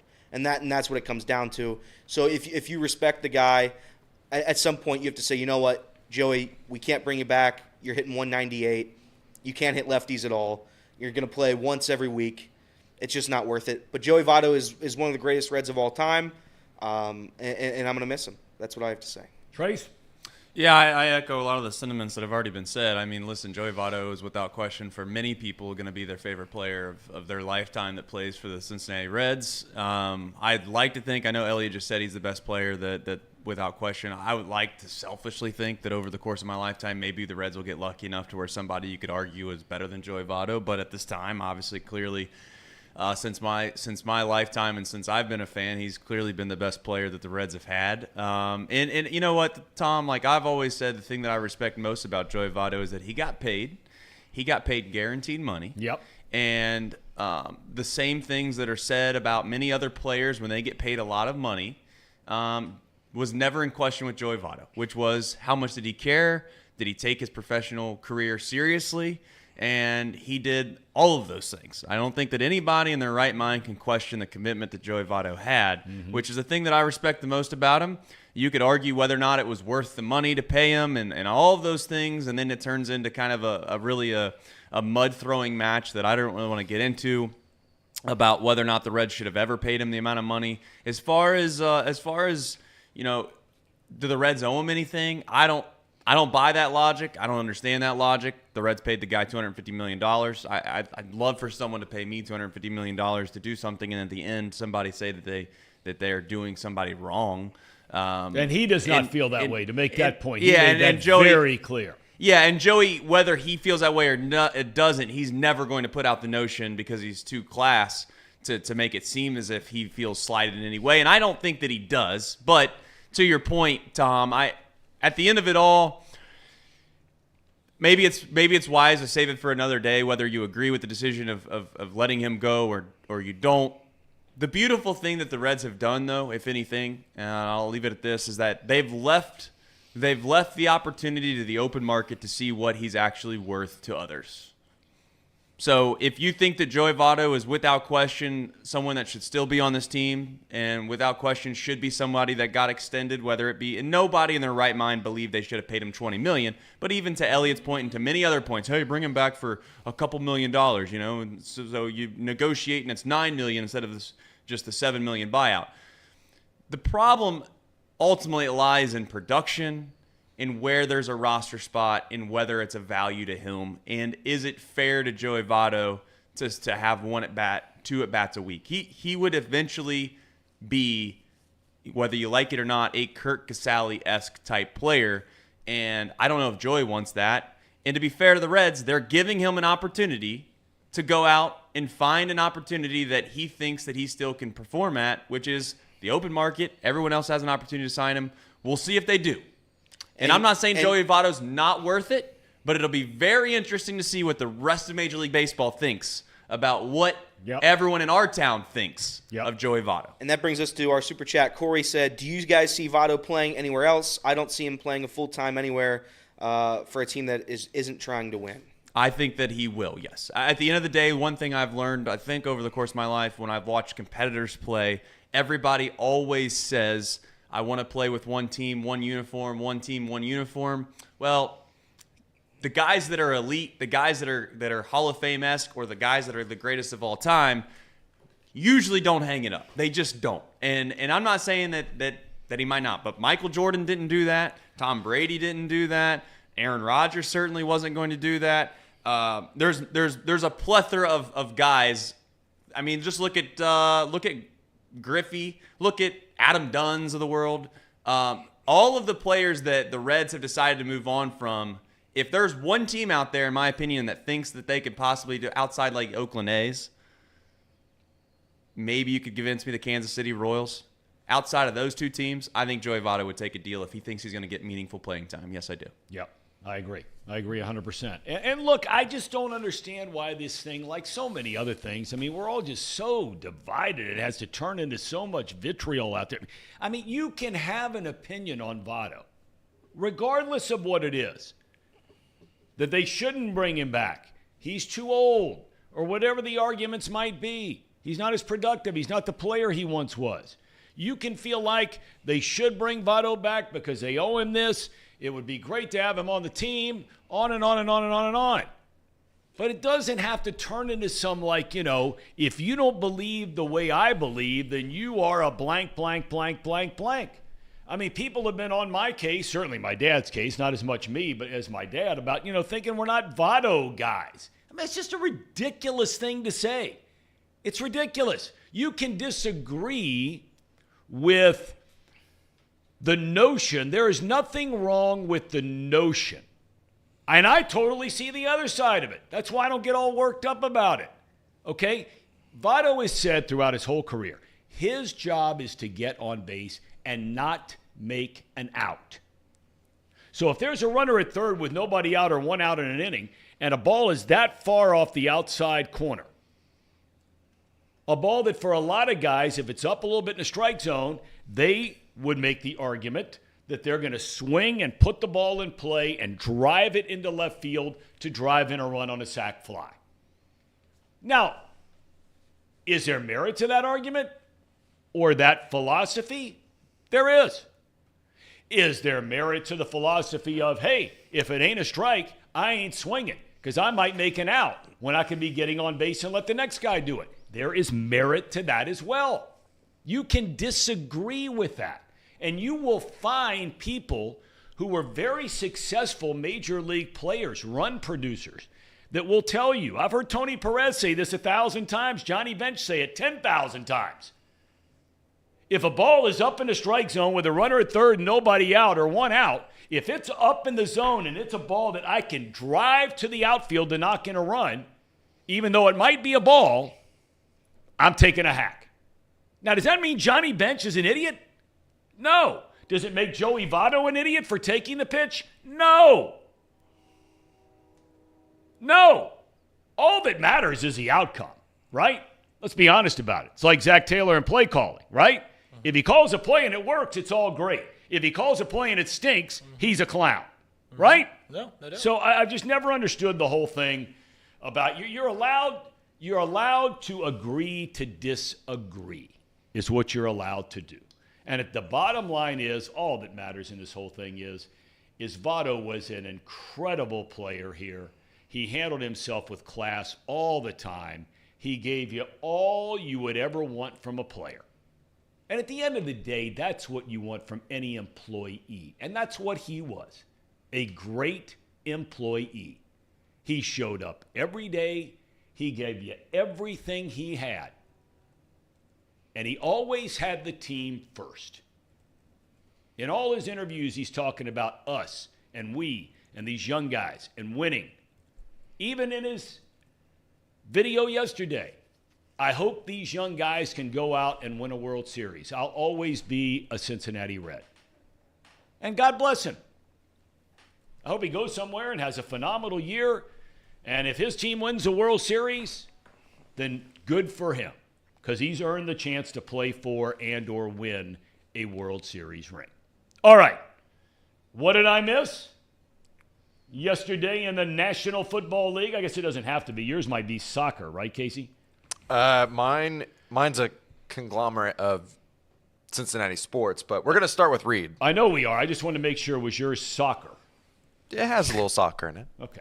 All right. Reed Mouse, you are on deck. Let her rip. Yeah, Tom. So there's something that I've been fighting in this chat. There's stuff that I've been fighting on Twitter, and that is the Miami Dolphins being a serious contender. And I do not want to hear anybody, seriously anybody, talk about the Miami Dolphins as contenders until they simply do one thing, and that is beat a team with a winning record. This year, they put up 70 points a game. They put up 40 points in another game against terrible teams. Yep. They're beating terrible teams, 5-0 against teams under 500, 0-3 against teams over 500. This is a team that we cannot take seriously. Now, other teams, you could talk about the Kansas City Chiefs. Well, they haven't beaten a whole lot of good teams. I mean, I'd argue that maybe at least the Chiefs have a winning record, yeah, and teams like that, and the Jacksonville Jaguars, and yeah, the Chiefs' offense doesn't look good. They've got the second best record in football. They've got the best record in the AFC. Meanwhile, we keep talking about the Miami Dolphins when they haven't done the simple thing of beating a decent team. We can't do this anymore. They haven't earned the benefit of the doubt because though they have been okay the past couple of years, they haven't won a playoff game. They haven't beaten good teams consistently. So until this point forward, I need to see the Miami Dolphins show up in a big game just once. Literally just once before we even continue to talk about this team at all. Because they got Tua, they got all these points, they got Tyreek Hill, Jalen Waddle, all this stuff. They've got the fun young coach who looks kind of nerdy, but he's kind of fun, and McDaniel. But what are we doing? What are we doing? They're frauds. They'll continue to be frauds until they show us something in big-time games. Fraud, that's a big word. I mean, I don't even know how you can argue any other way, Tom. They haven't beaten a team with a winning record. Okay. Fins are frauds. Okay. Who's up next? Is it Trace? Yep, we got Trace next. Trace Fowler, what did I miss? Well, I don't know if you missed it, Tom, because like we've been joking around here, everybody's probably seen it. But the truth is that I've been the one that has sat here and yelled at the TV or yelled in the microphone about how replay systems need to be more or less based on the idea of what you see behind the replay and not what's called in the field. And if that's what this is, the touchdown that could have been, is a step in that direction, I'm all for it. But you're not going to be able to convince me in a day and age where we hide behind the play stands call that this isn't a touchdown. Now, I know Casey's going to pull up an image and or freeze frame it right there where his knee is down. And at the end of the day, maybe you could convince me that maybe? I would say maybe if you could convince me that if it was a guarantee, as you look at that on the screen, would you put your life on the fact that the tip of that football isn't isn't across the very edge of that goal line based off also two things. One, the camera angle is a little bit, in my opinion, down towards the end zone, which makes it appear as if it's short. If it was on the opposite side, right, if it was on the field side, the viewing angle, the perception of it, would actually appear as if the ball is across the goal line. Now, I don't believe that this camera angle is perfectly down that line. Now, it's down the middle of the line, but it's not, in my opinion, it's not down the edge, which is the ultimate deciding factor. It's on the middle of the thing. And when we're talking about fractions of an inch, those things matter. I don't know how you can't let it stand in this situation. Now, I know you're going to argue and say, well, look, there's conclusive evidence. Is there? You can't even see the football. You can't even see the football. And that's a big play in the game. And it just so happens that, and again, I think the Eagles are probably a better football team than the Cowboys. I'm not a Cowboys, homer or anything like that. Dak Prescott has continued to come up short in these games. But this is more or less like, what are we doing in the NFL if this call doesn't stand? And if you didn't see it, and we don't have it up because unfairly to Casey, I didn't ask him to do this, but if you've seen where they spotted the football on the very next play for the Eagles, it's a joke. The ball's at the 1 yard line. If anything, if you're going to call it short, the tip of the football should be damn near right there on the line. Yep. So they start the next drive off right there on the 1 yard line, basically, and they do the push there, the Philly push, whatever you want to call it. I refuse to call it the tush push because I think that's just stupid. The brotherly shove. The brotherly shove. That's a good one. Do you do that? I'm getting mixed signals throughout the entire NFL on their officiating, and I know we always talk about officiating, this, that, and the other, but I think it's basically at this point it's a huge issue in the NFL, and I don't know how you 100% fix it, but at some point it'd be nice for them to come out and at least admit that they have some things to clean up. Okay. You don't think if you put your life or death on it, Tom, life or death, would you be willing to wager? If someone said, I'll give you $1 million because it's God and God knows the truth, it'd give you $1 million if you're right, but if you're wrong, you die. Would you take it? Of course not. Would you take a chance on that? Not a chance. Then that means the call should stand. Not a chance. Not a chance. Then that means the call should stand, in my opinion. That should be the baseline. That's what they should teach those damn guys in the NFL replay center. I have a bigger issue. It's the same thing. I have a bigger issue, though, with the fact that, anybody who's paid 10 minutes of attention to football in their life, even if you just played it for one season as a young kid, you are told in those situations on fourth down, you have to get to the goal line in this case, or inside the end zone by half a step. Same thing if you're going for it in the middle of the field on fourth down. You can't run a 9-yard route if it's 4th and 10. That can't happen. And the receiver has to know. You've got to make one more half step, and that's all it is a half step. So if you catch it, we're not even debating this. And that's, again, yesterday with Dallas. Same thing when Dak's running for the end zone. Come on. You could say the same about the last play of the game, Tom. I don't know if you've seen it, but CeeDee Lamb catches the ball at the 2-yard line. It's like, they had 8 guys back in coverage, and they're going to swarm the guy. Yeah, you can say that, but they had guys everywhere. But at least give yourself a chance. He's running for the corner. It's 4th down, and he wants to do this stuff where he sticks the ball out instead of just diving and maybe taking a shot where you're going to get in the end zone. He gets too close to the sideline. He steps out before the ball gets in and crosses a plane, and they have to settle for a field goal. That was a 2-point conversion. But you're right. Yeah. It would have made it a field goal game. It would have made a field goal game. Come on. All right, Elliot. Yeah, there's been a lot of slander on this show about a team from Cleveland. Not from me, it hasn't. I've been a part of this slander. Never. But unfortunately, I have to be proven wrong. There's a time to be proven wrong, and it happened on Sunday. It happened yesterday. The Cleveland Browns are good at football. They're very good at football. They shut out the Cardinals, completely obliterated them. And I hate to say this, it goes to Reed's point a little bit. They lost the best running back in the NFL, arguably. Mm-hmm. The running game's just as good. Yeah. It's just as good. Yeah. It's just as good. Jerome Ford, Kareem Hunt, they're manipulating the system where any running back they put there is going to be successful. Deshaun Watson played a serviceable game yesterday. I wouldn't say he was great, but it was serviceable. It was enough to win the game. He has guys like Amari Cooper, David Njoku. They have some weapons on there. Elijah Moore's on that team. He doesn't contribute a ton because they don't throw a ton. They don't have to. Their defense is so good. They've allowed teams to sub under 3 or less points 3 times this season. The defense is outstanding. It's a Super Bowl winning defense. Yep. Super Bowl caliber defense. If Deshaun Watson is able to play up to 50% of what he was in Houston, 50%, that team can win a Super Bowl. The schedule, they have a lot of easy games coming up. They have the Broncos, they have the Texans, they have the Bears, they have the Rams, they have the Jets. Jets would be that's going to be an ugly game. It'll be 3-0 final there. But it's a good team. I mean, it's just a good team. I don't know if this highlight package, this is right here, that was one of the luckiest touchdowns I've ever seen in my entire life. Probably not deserved there. It was a complete tip-up, but Amari Cooper caught it in the end zone. That was wild. But the Cleveland Browns are good, and they're going to be in the postseason. They're going to the playoffs. Well, the only thing about that defense, and it kind of caught my eye, because I'm with you. I think most of the games I've watched them this year, I think they're really, really good. And they get after the quarterback. They've got some excellent players in the secondary, led by Denzel Ward.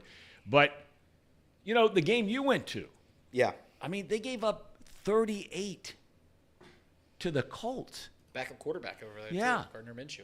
Now he's a starter. They did, but and they did. But they had they had a defensive touchdown in that game. They had a blocked kick in that game. So as much as the defense was maybe at fault for being in a position to lose, they were the only part of that team that put them in a position to win the game. Myles Garrett was the best offensive player that day. That's 100% true. Myles Garrett is legitimately their best offensive player, which is incredible. Yeah, so you are right. And by the way, they didn't even deserve to win that game. The refs handed them that win. 100%. Saying that, if their defense isn't there, they win 0 games. Their defense is there. It's a Super Bowl caliber defense, and because of that, I think they're going to go far in the postseason. I think they're going to win at least 2 games in the postseason. What? Oh yeah, I've changed my mind on it. You think they're getting to the AFC Championship game? Oh yeah, Bengals Browns AFC Championship. How big would that be? What are you talking that about? wouldn't even be physically possible. But Oh yeah. Unless the it's possible. Unless the it's Browns possible. win it's the possible. No, unless the Browns win the division, it's not possible. You I think can't they can win the have division. two That's what I'm saying. You can't have 2 wild card teams make it I think that they win the far. division. I think at some point the Ravens will fall off and the Browns win this division. Wait a minute. Well, hold on a second. Yeah. Hold on a second. Yeah, you can. You can have 2 wild card teams make it that far. No, that's not what I'm not. That's not what I'm getting at. Like in terms of like seeding, like that is so unlikely to happen. Unlikely, like, yes, but not impossible. Unlikely, yes. Okay, well, Although I sorry could for see saying I could definitive. see the Cleveland but- Browns. It's more likely that happens than the Browns winning 2 playoff games, though. Boy, you guys are not buying in on the Brownies. I just Why did. would I just Casey, did. Casey, your turn. Yeah, I just wanted to showcase some of the big Cincinnati plays that happened over this weekend, and also take the time to say that I'm sorry because I'm not going to take the easy way out, Tom, on this. I ripped the tight ends up and down, up and down. They showed out yesterday. And let me tell you, they looked really good. They looked really good against a really good defense. I just don't know what to say. I'm sorry to Tanner Hudson. Didn't really believe you. I thought you were a practice squad guy. You come out there. 4 for 45 yards. Looked really good on a good 3rd down play. Awesome stuff from you. True sample. I mean, you get him out in open space. We already know what happens. Right. But I slandered his name early on in the beginning of this show. It was criminal. It was criminal. And I apologized then, but I got to apologize again for that. That wasn't fair. You just won us a game. You made good on that one big mistake in Pittsburgh. And then Irv Smith, that early on, that touchdown, that was huge. That was a big play. Yep. Sparked this team. I mean, tight ends, they were really good. And I also have here a couple of the plays. Wanted to shout out to Jermaine Pratt there. That was such a good punch out. Yep. And Cam Taylor-Britt's interception, I mean, that was elite corner play. But there's one other play that happened. And that's this play right here. Roman Celentano. Oh, my God. Blocking that final penalty kick. If you were watching that game, I mean, Celentano, he was doing poor that entire time. He got lucky. One of the guys. Talk about a goalie. Yeah, I'm talking we about never badmouth goalies on this show. Never. I'm not Never. going to. I'm giving him his credit. But up until that final kick, he had basically missed every single one. And he's a guy that likes to predict where it goes, so he'll fall You have to. the. You have to guess. You don't have enough some reaction guys, time. some guys try to react. Yeah, you but, try, but it ain't But happening. he did it right there, gave them the win. Look at that And dude. Being a Just goalie, gotta love by the him. way, being a goalie in a penalty kick, it's literally the hardest job in the world. So Oh, Yeah. absolutely, absolutely. I was like, just there's not a job in sports that's harder than that. They're 15 feet away and they're ripping missiles at you. Right. So if you're gonna bash a guy, it certainly can't be Roman Celentano. Well, I was not trying. I'm not ripping. It sounded Roman like there was a lot of Celentano. slander, Tom. I was not ripping him. I was saying that he made the biggest play in the And final you moments had of the prefaced game. it by saying he had really struggled. Am I missing something here? I'm going crazy, Tom. He said that he was struggling that entire round of penalty kicks. They're 5 feet And he away did. from you, ripping balls. And he did. Well, It's the a other soccer ball. I mean, it's Soccer not a ball. lacrosse ball or a hockey puck or something like that, but it's a soccer ball. That's right. But I know was a that. lacrosse goalie and a soccer goalie. I was both goalies. Yeah, so I know how hard that is. All I'm saying And you is coming that at he coming didn't- at he my wasn't guy, even Roman close. Celentano. Yep. No, he's not your guy. He's my guy. No, he's my He's guy. my He guy. is his guy. He is my guy. I love Roman Celentano. He just made the play when it mattered most. That's all I was pointing out. So we will not see him on the field for another 3 weeks. Did I say that already? Yeah, you did. The MLS is like Groundhog Day. They see their shadow, then they go away for a couple weeks. I liked one little thing in here somewhere about it. Where was it?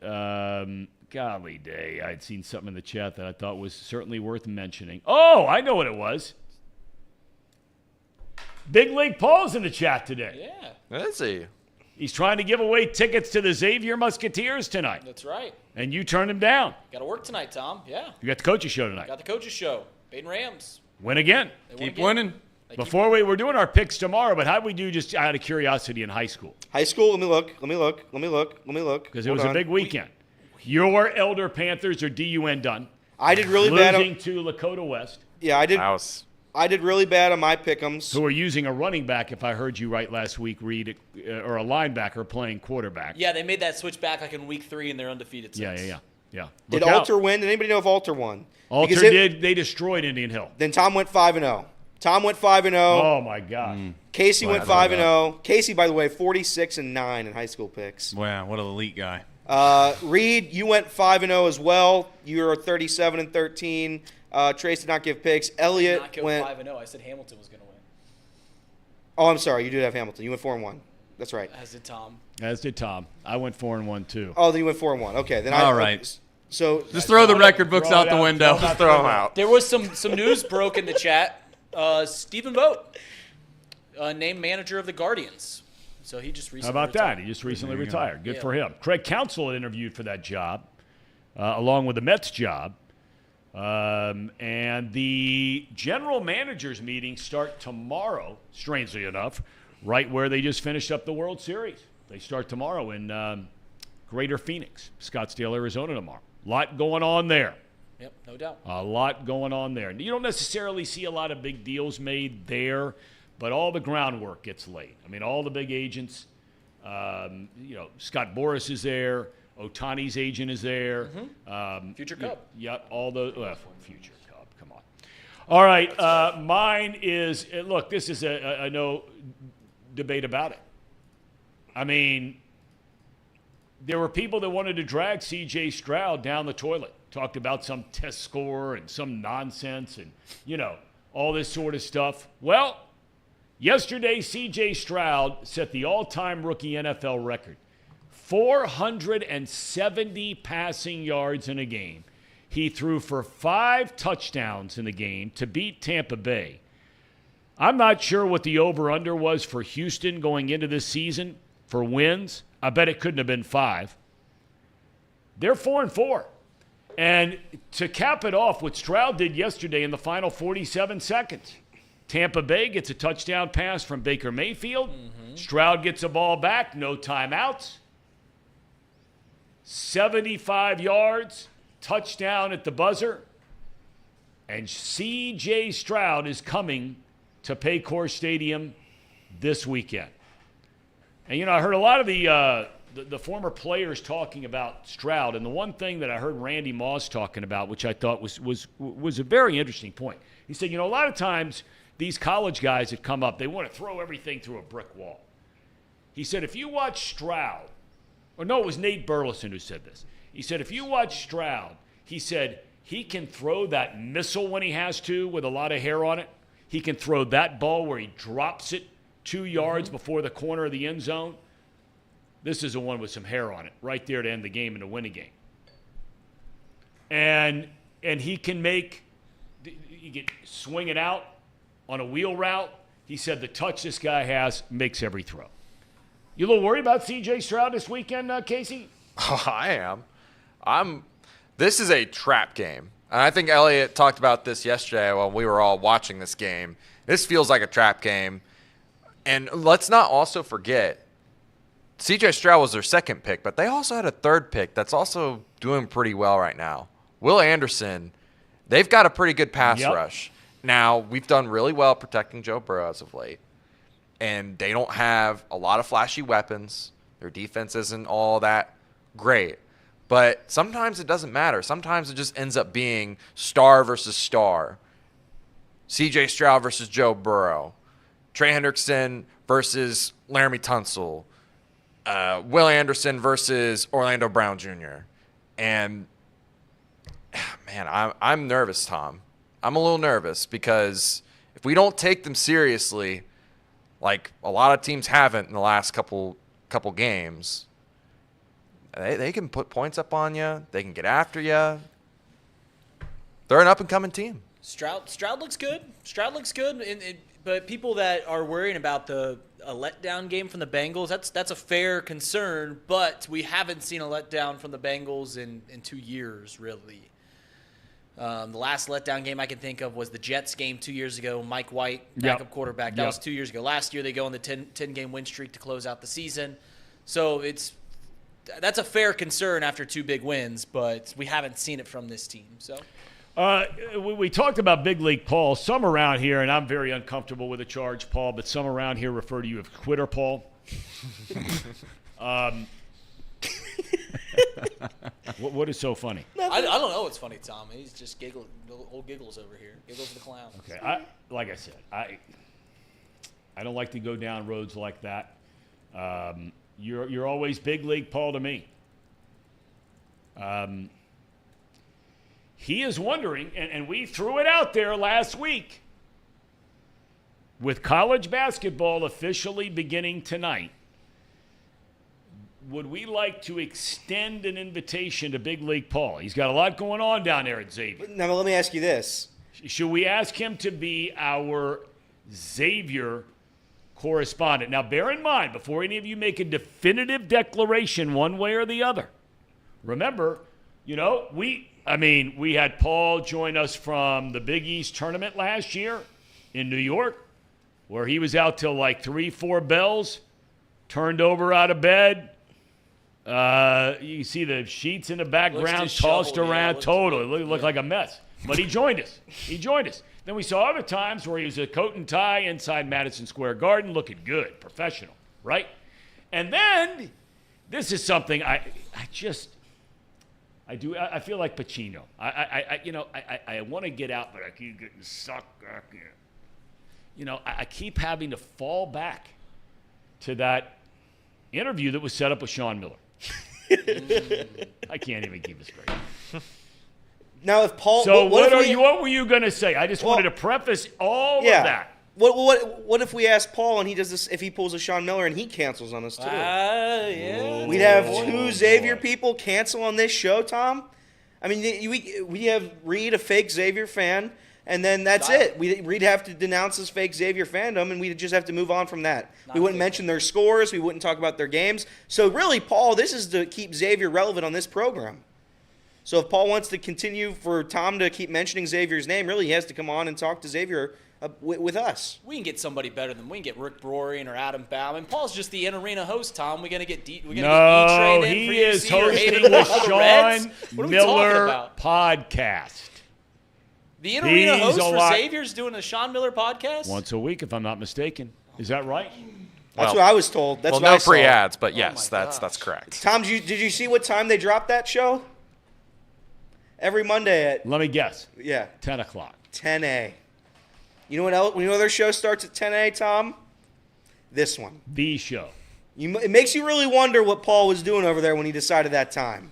I wonder if it was a little shot below the waist there. Really, really, really evil stuff they got going on over there. But if Paul wants to talk Xavier, little Robert Morris money line tonight, go ahead. We can talk about it on this show. Paul says that's fake news. It's at 9:30. That's not what it's been advertised on Twitter. Said. That's what he's saying. So they can't compete with the big dogs. That's not what's been advertised. Do we really think that this is a trap game for the Bengals, though? I really don't think that it is.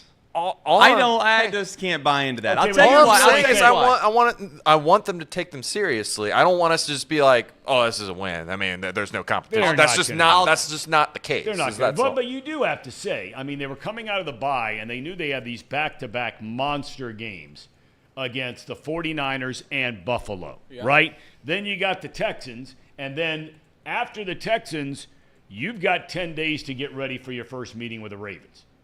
So – is it 10 or is it 4? I thought it's 4.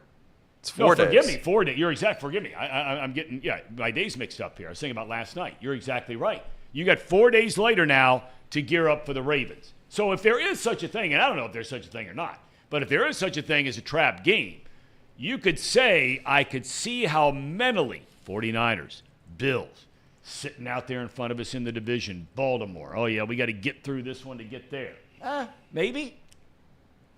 I'm not saying it's gonna happen. I'm not buying that because I think that when you get off to the start that the Bengals have gotten off to, it takes away the idea of having a trap game, in my opinion. I think trap games do exist for teams that are coasting along, that are playing, for instance, if the Bengals were like the Ravens in a way where maybe they only have 2 losses and they've been rolling and you're looking ahead, you obviously see you have a big divisional rival game on the road in a few days after, you could convince me of that. But the Bengals right now, when they look at the standings and they look at where they're at and what their goals and aspirations are, I think that they definitely know that every single week they have to win. And you're right. If there's teams ahead of them, there's too many teams ahead of them right now to where they want to be for them to – and again, I do think, without question, that in the NFL and for all sports for that matter, they are all human beings. We sometimes forget that. Yes, you could look past somebody, without question. There's a reason they're named trap games.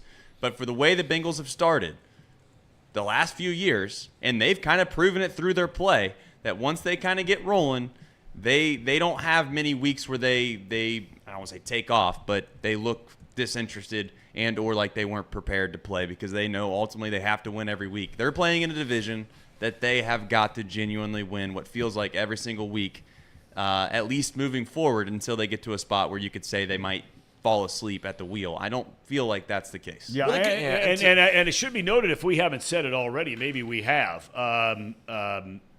Every team in the division is in the playoffs right now. Right, they're in last place at 5-3. Every team in the AFC North, if the season ended today, would be in the playoffs. Now, that would be dependent upon what the Jets do tonight because they have a better conference record than the Bengals.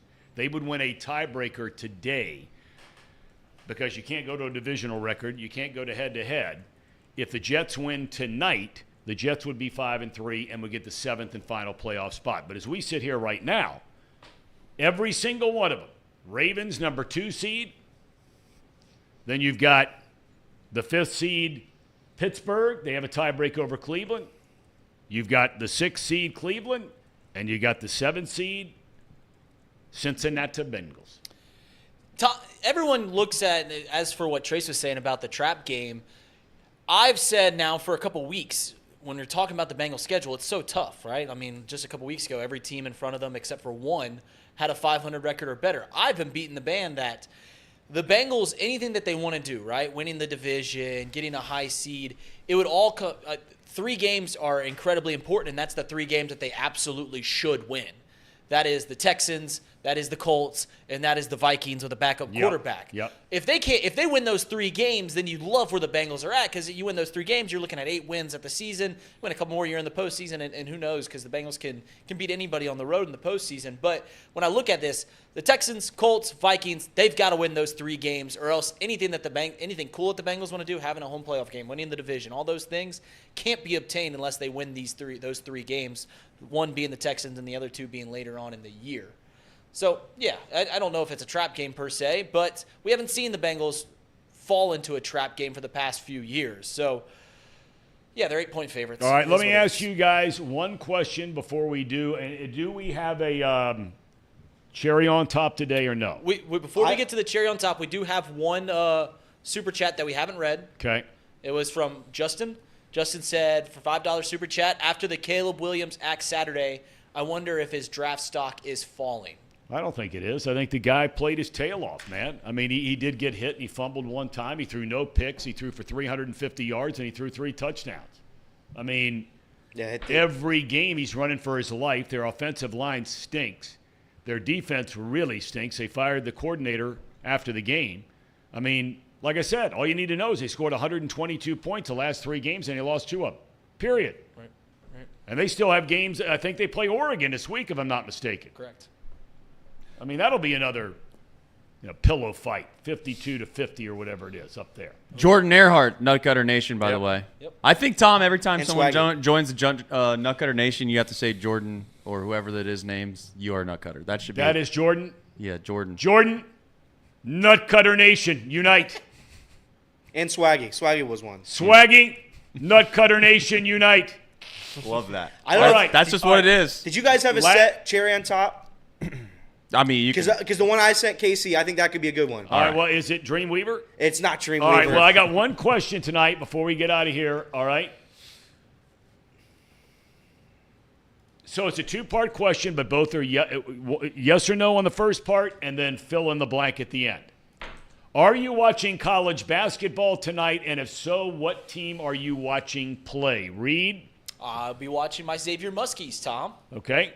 Ooey Pooey, by the way, right now is beating up on whoever that is. I don't know who that team is, but they're beating them up on Spalding College. You ever heard of Spalding, Tom? Yes, I definitely. know who Spalding is, but I don't know about Spalding. I'll be watching the Bearcats. That's all there is to watch tonight. The Cincinnati Bearcats, Spalding the greatest in Louisville. basketball team in Trace. the Cincinnati area. No. I hate to say this. I love college basketball, but it's just hard for me to get into college basketball until right around the new year. Okay. That's sad to say, but that's the truth. I respect Paul and the likes of Pauls of the world that can really consume college basketball in November and December, because it just feels like it's kind of, I don't want to say a wasted time, because that would be a little too harsh, but I'll probably do what most of America does tonight, which is I'll settle down, I'll get some food, and I'll probably lay in my bed and turn on football. Turn on the Chargers v. New York Jets. All right, Casey. Yeah, I mean, I'm watching the Monday Night Football game. You're not watching the North? They play basketball there. They made the tournament last year. I probably won't be watching them. It's a real shame. Until, like what Trace said, until probably Our own alumni don't care. January 1. Okay. All right. So we have a cherry on top. Is that right? Yeah, the cherry on top's just the view from the outside. So when the Bengals announced they were going to do this striped thing inside the stadium, I didn't know how that was going to look. But it looked incredible. It was cool. It was probably the coolest thing an NFL team has done regarding anything like this. Just the aerial shots of this were insane. The fans were into it. 66,000 people were there. Over 66,000 people. Big league song. Big league song. I mean, has a stadium ever done something like this where it's coordinated? I can't remember a time where there was a professional, maybe college, but I've never remembered a professional team doing something like this. I've never seen anything like it. It's pretty cool. And then they do the night game. They do that. They put a QR code up on the scoreboard, and you tap in, and it accesses your flashlight. It flashes like a strobe that's a great light, one.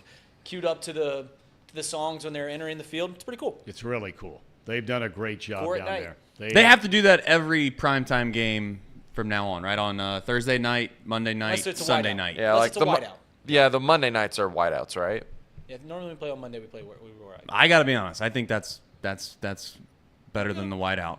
White and black. Ooh, white and black stripes. Yeah, white and black stripes. Cool. That, Do you guys think that's- there's your answer then on Do the you guys whiteout. think that's cooler than Bark in the Park at Great American?